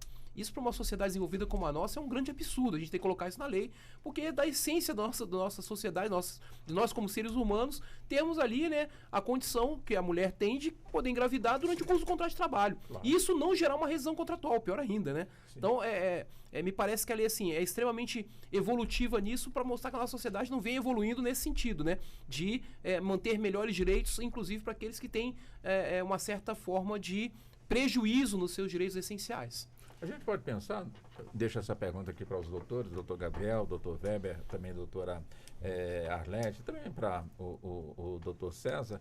Quer dizer, a gente pode, de alguma forma, pensar que a lei que pune, ou pelo menos que está aí, né, para poder punir quem pratica atos racistas, preconceituosos, ela protege o clube em si, né? Mas não protege realmente o atleta que ele é ofendido. Quer dizer, faltou isso ou isso tem, a gente não conseguiu interpretar? O senhor que esteve muito de perto dentro dessa lei, doutor Gabriel. Veja, de fato, toda essa regulamentação, quando ela é feita, quando ela é pensada, é para a gente tentar inovar no âmbito esportivo e fazer com que haja punições esportivas, claro, punições esportivas como perda de campo, perda de pontos, tudo. Porque a gente tem que entender, né, a Lei Geral do Esporte assim, de uma forma complementar com outras legislações. Você tem toda o Código Penal, né, para esse tipo de evento, e que o jogador se sentindo ofendido, ele já está respaldado, vamos dizer assim, se ele quiser entrar com uma ação contra o clube, eventualmente se o clube não tomou as providências devidas para punir ou para identificar aquele autor de uma agressão. Então, eu entendo que não que tenha definido isso nessa Lei Geral do Esporte, de fato a gente não tem, mas o arcabouço, novamente usando essa palavra, jurídico brasileiro, em outras legislações, a gente já consegue contemplar essa proteção do atleta em termos cíveis, em termos criminais. Então isso a gente já tem disposto. De fato, aqui como penalidade esportiva, né, vai mais no âmbito em relação ao clube, em relação a como que o evento esportivo tem ou não que ser paralisado, se o evento esportivo tem que continuar, num caso desse. É interessante notar aqui que vários estados estão aprovando agora, recentemente, isso faz 10 dias, Rio de Janeiro aprovou, acho que o Paraná aprovou, que em caso de racismo em estádio, o jogo tem que parar, o jogo tem que ser interrompido, o delegado de campo tem que comunicar ao juiz para o jogo até cessar a agressão, ou o jogo é paralisado ou mesmo. Até achar o indivíduo. Ou até achar o indivíduo, exato. Então, há uma mobilização social muito grande em torno desse tema, e as leis, os aprimoramentos da lei estão surgindo. E esse é um tema interessante, Walter, um tema que você coloca, que talvez seja interessante. Não existe, tá? Não tem alguma coisa específica para o atleta em relação a isso, mas talvez seja interessante, como um aprimoramento, sim, a gente pensar em alguma coisa específica para o atleta, em alguma coisa dessa. Mas, de novo, né? Se você pensar em outras legislações, ele já tem alguma forma de Até porque, doutor Arlete, hoje, quer dizer, semana passada, o doutor Weber sabe disso, como também o Brasil sabe, né? De uma lei um projeto que passou pela Câmara dos Deputados que ofender qualquer representante dos três poderes pode ser punido com prisão, então com valor pecuniário, ou seja, se alguém ofender publicamente um representante político ou a autoridade do executivo, então do judiciário, vai ser punido. Criminalização, né? Exatamente. Isso. E a pessoa ofendida pode realmente automaticamente ingressar, inclusive receber, portanto, aí o valor da multa. É onde a gente fica pensando assim, mas puxando para o campo desportivo nesse ponto aí do xingamento, do preconceito. O que a gente percebeu até agora, nada alcança assim, de forma direta quem passa pelo constrangimento ilegal, ou seja, a punição vem de forma coletiva, mas o benefício em si, de alguma forma, não alcança aquela pessoa. Pelo menos eu estou entendendo dessa forma, né? Se puder esclarecer, como é que a senhora vê esse ponto? Na verdade, o empregador ele é obrigado a ofertar ao seu empregado um ambiente salubre. Perfeito. Né? Perfeito. Um ambiente salubre onde ele não vá incorrer em qualquer situação de risco ou dano ao seu físico, à sua imagem, à sua pessoa.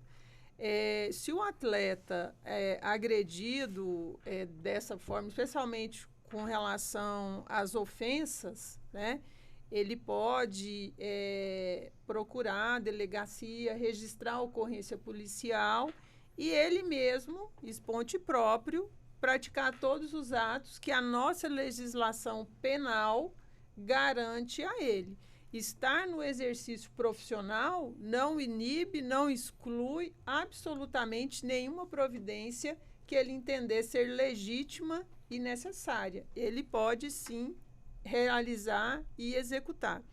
Mas eu quero até pedir aqui para fazer a leitura, porque eu estou tão, assim, empolgada com a Lei Geral do Esporte que eu penso que se todos nós, assim, atores, a sociedade, a comunidade em geral, ver o benefício, nós vamos ter mitigado muitos dos problemas, porque ela começa aqui no seu artigo 2º e diz o seguinte, eu vou pedir licença para a leitura. São princípios fundamentais do esporte. Gênero, não está dizendo se é base, se é de excelência, não. Esporte, gênero, autonomia, democratização, descentralização, diferenciação, educação, eficiência, especificidade, gestão democrática, identidade nacional, que é extremamente importante. Tem mais. Inclusão, integridade, liberdade, participação, qualidade, saúde, segurança. Imagina, se a gente conseguir ter todos esses núcleos aqui mesmo, como elemento essencial a cada um dos atores, nós vamos elevar o nosso esporte. E se nós elevamos, nós melhoramos, e aí todos esses atos, porque não adianta. Hoje nós vivemos, lamentavelmente, e isso a CBF contribuiu e muito com esse grupo de trabalho, que é essa informação de que nos estádios não é território ou campo livre. Eu tenho um filho de 13 anos, às vezes a gente vai no estádio e aí ele vê uma série de xingamentos e um belo dia ele sentiu na vontade de fazer. Falei, meu filho, pelo amor de Deus, né? Não é porque você está no campo de futebol, numa arquibancada, que aqui é um território livre. A nossa liberdade termina quando começa a liberdade do outro. Então, é o item número 1. Nós precisamos educar as pessoas. Verdade. Nós precisamos educar os torcedores, os espectadores, que estádio de futebol não é arena livre. Não é arena livre. Portanto, eu não posso promover nenhum ato ofensivo, Eu não posso promover xingamento, ainda que seja para o juiz da partida, para o árbitro da partida. Eu preciso contemplar o espetáculo futebol. Nem só no futebol, ginásio, quadras, em qualquer tudo, lugar, atletismo, né? tudo. Em qualquer lugar. E nessas andanças, eu não me recordo agora qual foi o estádio onde eu fui, que eu fui ao banheiro e aí tinha uma placa bem educativa. Se você jogar copo no campo, perdemos ponto. Se você fizer xingamentos e registrar, perderemos ponto. Ou seja, então os clubes também hoje estão também imbuídos desse espírito de educar. Agora, nós vivemos uma violência estrutural. Não basta o dirigente dizer, olha, não, é estrutural. Então, nós precisamos sensibilizar as pessoas. Até com polícia em campo dá realmente. Verdade. E dá confusão. Então, o que nós precisamos? Conscientizar, o espetáculo é bonito, é uma paixão nossa, o futebol brasileiro. Quanto mais pessoas puderem ir ao estádio, melhor será o espetáculo. Não sou favorável de torcida única. Eu acho que torcida faz a diferença e pode dar a vitória ou a derrota para o time. Então, num ambiente perfeito e imaginário da minha cabeça aqui, o importante é que todos nós, levemos essas informações, multiplicamos essas informações no sentido de que as divergências sejam oportunidades para a gente construir um bem maior em prol do futebol e do esporte brasileiro. O próprio esporte, né? A pessoa tem que ser altamente educada. Ontem teve uma cena de uma jogadora feminina que ofendeu o torcedor com gestos que não são normais para principalmente o atleta feminino. Então isso aí também tem que ser orientado, questão de gestão, questão de educação, porque isso aí pode se transforma num barril de pólvora. A pessoa está numa emoção, num jogo, e o atleta ofende alguém da torcida também, isso aí pode gerar uma confusão grave dentro do estádio. Então, isso tem que partir também dos atletas. O torcedor tem que ser educado, muito, porque tem muito torcedor realmente mal educado e alguns até marginais que vão para justamente brigar. Mas o atleta em si, ele tem que ter um comportamento exemplar, porque ali está defendendo um clube que, naquele momento, pode ser o estupim de uma briga generalizada no estádio. Então, essa que a senhora lê sobre esse artigo, acho que tudo, englobando tudo, realmente, a lei, contemplando isso aí, nós vamos ter realmente uma tranquilidade para poder estar atuando no esporte em geral. Deixa eu voltar aqui com o doutor Gabriel, e tem tudo a ver com, na sequência, o doutor César também responder. Quer dizer, no Brasil se estranha assim, né? Se questiona bastante quando temos aí um jovem de 10 anos, 11 anos, que desponta realmente, esse aí tem futuro. E já me vê um clube de fora, quer dizer, de forma legal, claro, né? E já adquire praticamente o passe dessa criança. A gente fala passe, mas sabe que é um outro termo, não é? Ou seja, e acaba, portanto, esses jovens indo embora, né, para outros países, a peso de ouro, como temos vários aqui, e acaba, portanto, essa questão sendo debatida aqui no nosso país com o seguinte posicionamento. Isso é justo? Ou seja, um jovem, um menino ainda, uma criança ser levada para um outro país, ou seja, o passe ser adquirido por um outro clube de outro país, quando na realidade ela poderia muito ainda desenvolver bastante aqui para a nossa nação, e entra a cor, né, verde e amarela. Quer dizer, nessa nova lei, né, a 5ª lei, vamos colocar assim, de alguma forma, ela contempla este ponto, doutor Gabriel? Obrigado pela pergunta, Walter. É bem interessante esse tema. Realmente a gente debate, né, especialmente no futebol, em relação a essa perda de talentos precoce que a gente tem.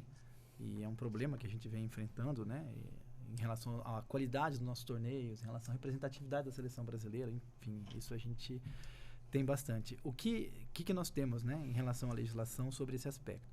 O primeiro ponto é que a FIFA, né, e também a Lei Geral do Esporte, ela proíbe qualquer tipo de transferência para o exterior para menores de 18 anos. Então, você não pode ter esse tipo de transferência. Mas a gente sabe que tem alguns casos em que por exemplo, acho que o Hendrick do Palmeiras já tem um contrato. Que era aqui de Brasília, né? Era aqui de Brasília. Ele já tem um Jogou contrato. no Gama. Jogou no Gama? Jogou no Gama, começou no Gama. Mas ele nasceu em Taguatinga. Nasceu não sabia já, mas começou a jogar no Gama. Então, com 9 anos ele jogava. Tinha uma foto dele com a camisa do Gama. Do Gama. Pois é.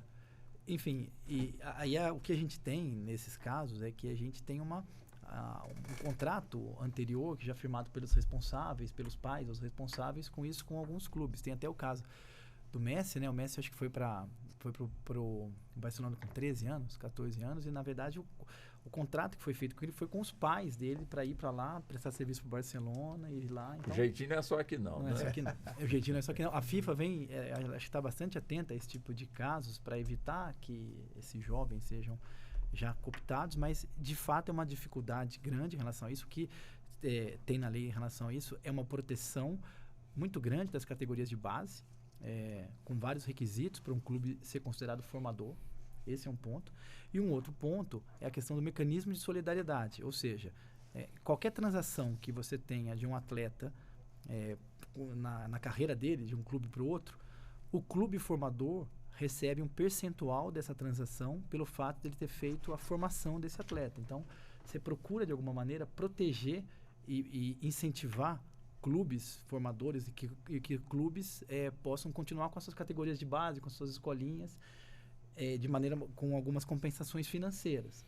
Mas esse ponto de atletas jovens já fazerem contratos, pais já fazerem contratos, é difícil você, na prática, tentar evitar isso, porque são contratos feitos com alguns responsáveis, com pais, né?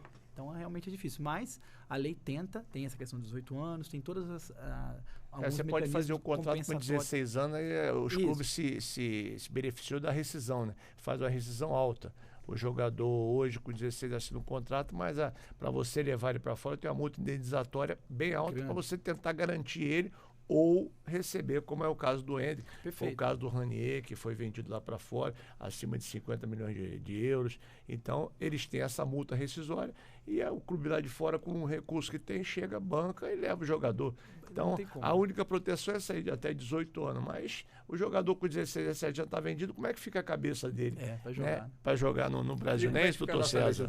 Me parece, Walter, e assim, a lei também traz algumas situações para esse clube formador, né? A ideia de que ele tem que cumprir alguns requisitos, inclusive convivência familiar, matrícula em escola, acompanhamento escolar, que o período de férias, inclusive, coincida com o período de férias escolares, situações que, para o nosso dia a dia trabalhista, digamos assim, né? Já que a gente vai reconhecer aquele atleta, ainda que em formação, como um profissional, né? Como um atleta, tá? E aí, nesse sentido, se eu fizer uma comparação rápida com a lei de aprendizagem, né? Vai se reconhecer ali situações em que a lei de aprendizagem não permitia, por exemplo, né? Jornada de trabalho excessiva ou até uma jornada de trabalho diferenciada, né? Tudo ali, durante a formação do atleta, a gente vai ter esse problema para poder coincidir. A questão como muito bem falou o doutor Gabriel, que seria um contrato realizado entre os pais, não é um contrato realizado com a criança. Entendeu? Na verdade, com o jovem ali, né? Mas com o adolescente. Mas no fundo tem um contrato de gaveta, não tem? Na verdade, no fundo tem um contrato de gaveta. E esse é o impedimento, né? Como é que a gente conseguiria evitar isso? A lei estabelecendo talvez uma multa, né? Um valor mais alto, talvez isso impeça que aconteça a transferência de atletas. A transferência de atletas. Mas ainda assim, o clube de formação também, normalmente não são clubes tão grandes assim que consigam ter uma gestão financeira tão boa para evitar que uma multa elevada seja algo que ele não vai pensar nisso. Eu prefiro ganhar essa multa elevada aqui do que segurar o atleta aqui, né, durante tanto tempo, durante tantos anos assim. Mas o que eu acho importante da lei, Walter, que fique claro, é essa ideia que a lei estabelece de ter o acompanhamento educacional e familiar. Aliás, inclusive, com relação àquele pequeno problema que a gente teve, um grande problema que a gente teve no Flamengo em relação aos locais, né, de alojamentos e tudo mais. Ninho do Urubu, por exatamente, exemplo, um alojamento que seja condizente com atividades esportivas, para o descanso, tudo isso, inclusive, sendo fiscalizado. Doutora Arlete. Via de regra, nos clubes formadores, para você ter uma ideia, no Brasil todo, a gente tem aí mais ou menos 20 clubes formadores. Clubes formadores. Que tem o certificado da CBF, clubes né? que têm o certificado, que estão lá abertos à fiscalização.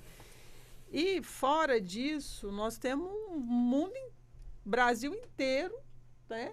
Com às vezes crianças que nascem aí craques, outras Sim. que nas escolinhas se destacam, que é a nossa realidade. Então, essa lei aqui, ela é muito importante. Por quê? Porque ela, inclusive, ela está disciplinando uma coisa que todo mundo sabe, mas que não tinha em lugar nenhum, que é o denominado direito econômico. O que é direito econômico? Está aqui na nossa lei geral. Direito econômico é exatamente, e aí ele estipula quando é que nasce esse direito econômico. Nas transações, via de regra, quebra de contrato, porque vai surgir a cláusula indenizatória e a cláusula compensatória. E em algumas situações, no caso de imagem, pode ser assim entendido também. O que ocorre? Se eu vou ter transparência, todas essas relações, elas precisam ficar bem claras.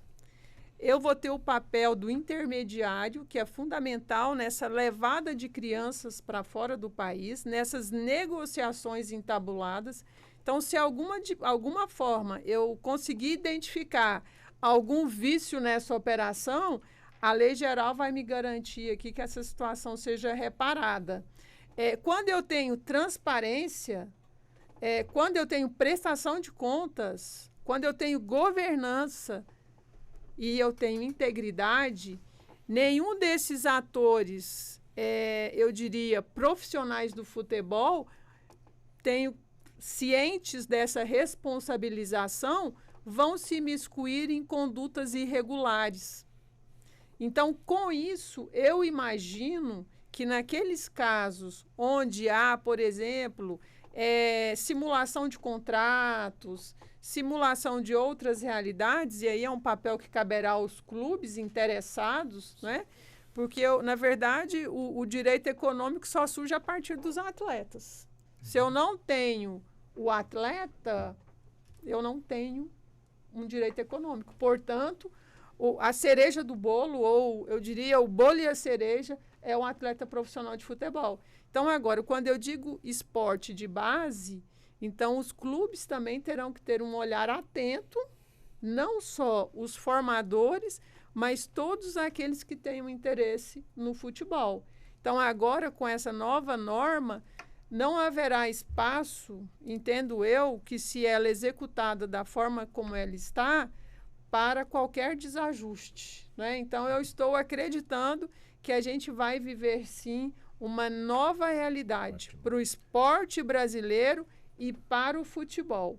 Como diria o Arnaldo, com regras bem claras. Então, novo mundo é oferecido para nós com essa lei geral do esporte. Tem que dar garantia que o jogador tem realmente condição. O jogador tem que dar o que ele precisa, que é um bom campo, é um bom treinamento, é um bom material, e você descobrir os talentos. Só um exemplo, para você ter uma ideia, se eu não me engano, há tempos atrás, o Audax o Paulinho jogava no Audax. O Audax tinha 100% dele, fez o contrato, tinha 100%. Aí o Audax estava na segunda divisão e cedeu o Paulinho ao Bragantino e deu 20% em contrato para o Bragantino. O Bragantino jogou a primeira divisão com o Paulinho apareceu, o Corinthians foi ao Audax, comprou 50%. E o jogador foi vendido depois por 15 milhões de euros. Você veja bem, o Audax teve a visão, recebeu os 30%.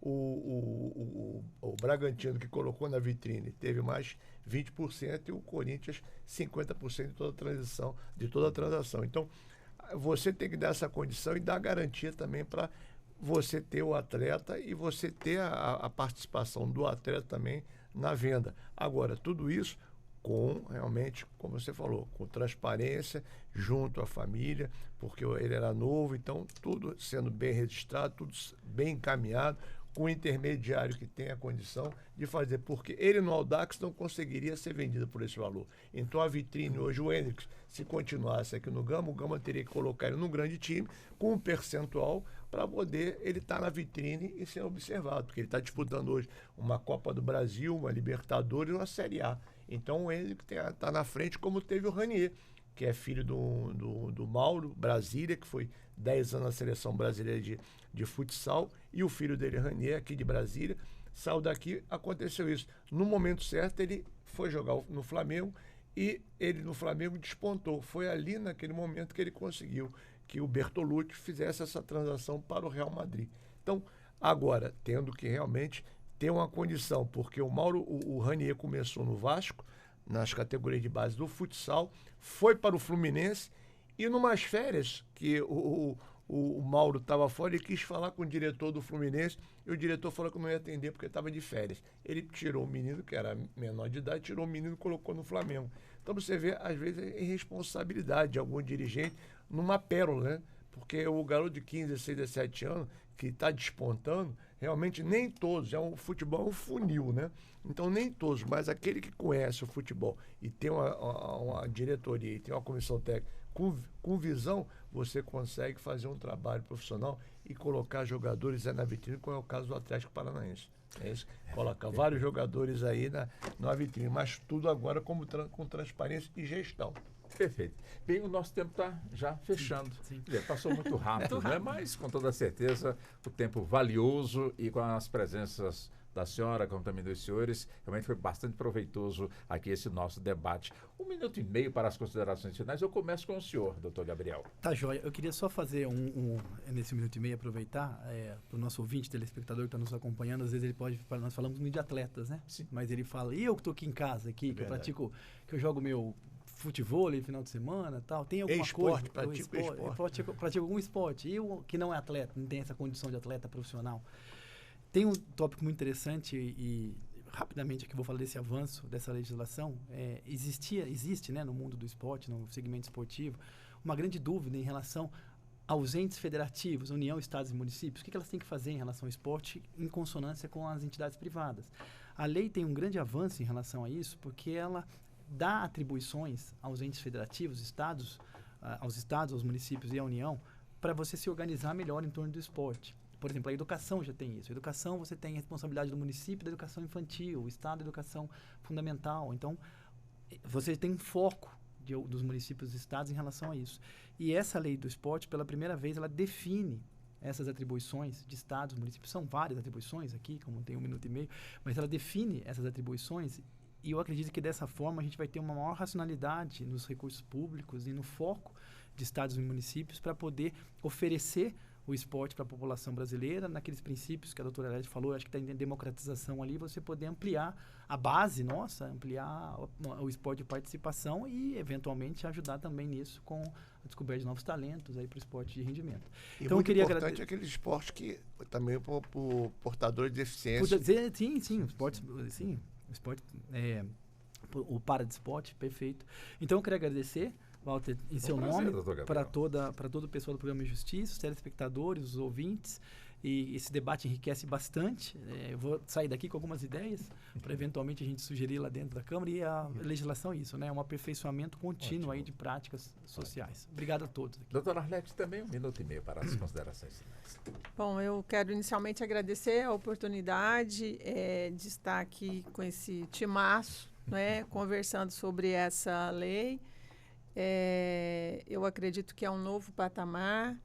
Eu que estou muito voltada para os atletas profissionais de futebol, em que pese não está no mundo ideal, mas eu acho que se essa prática de compliance, governança, integridade passar a fazer parte dos clubes de futebol, naturalmente que a realidade para esses atletas profissionais de futebol será melhorada.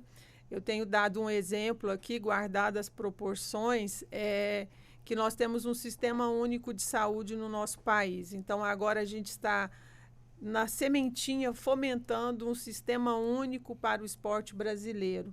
E esse sistema único, com a integração do município, do Estado, da União, mas, sobretudo, da sociedade, das empresas privadas, enfim, inserindo o esporte na vida das pessoas, seja na base, seja no esporte de excelência, seja com relação a qualquer idade, todos nós sairemos ganhando com isso. Então, eu espero que o Ministério do Esporte cumpra aí nesses 90 dias a tarefa de elaborar um projeto dentro daquilo que foi vetado pelo nosso presidente Lula, que a Câmara e Senado Federal também debrucem sobre o tema, que os clubes não pensem exclusivamente nas suas condições, mitigando os direitos dos atletas profissionais de futebol, tentem compreender a importância de cada ator nesse processo,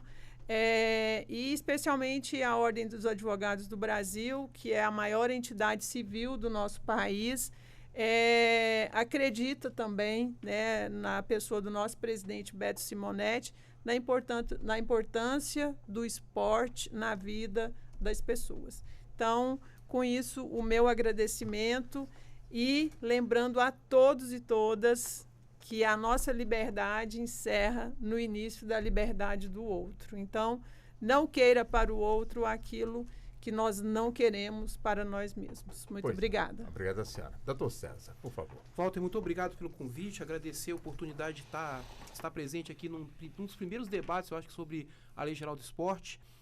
Uma lei tão importante como eu iniciei na nossa sociedade, uma lei que certamente vai trazer grandes benefícios para os nossos atletas, fazendo com que o Brasil seja mais reconhecido no plano internacional pelos esportes que leva nas competições esportivas aí o mundo afora, principalmente nas Olimpíadas, que é um evento mundial, né? A gente sabe a necessidade que os nossos atletas têm de serem apoiados ali, não somente muitas vezes pela nossa torcida, mas também pelas nossas instituições públicas e privadas.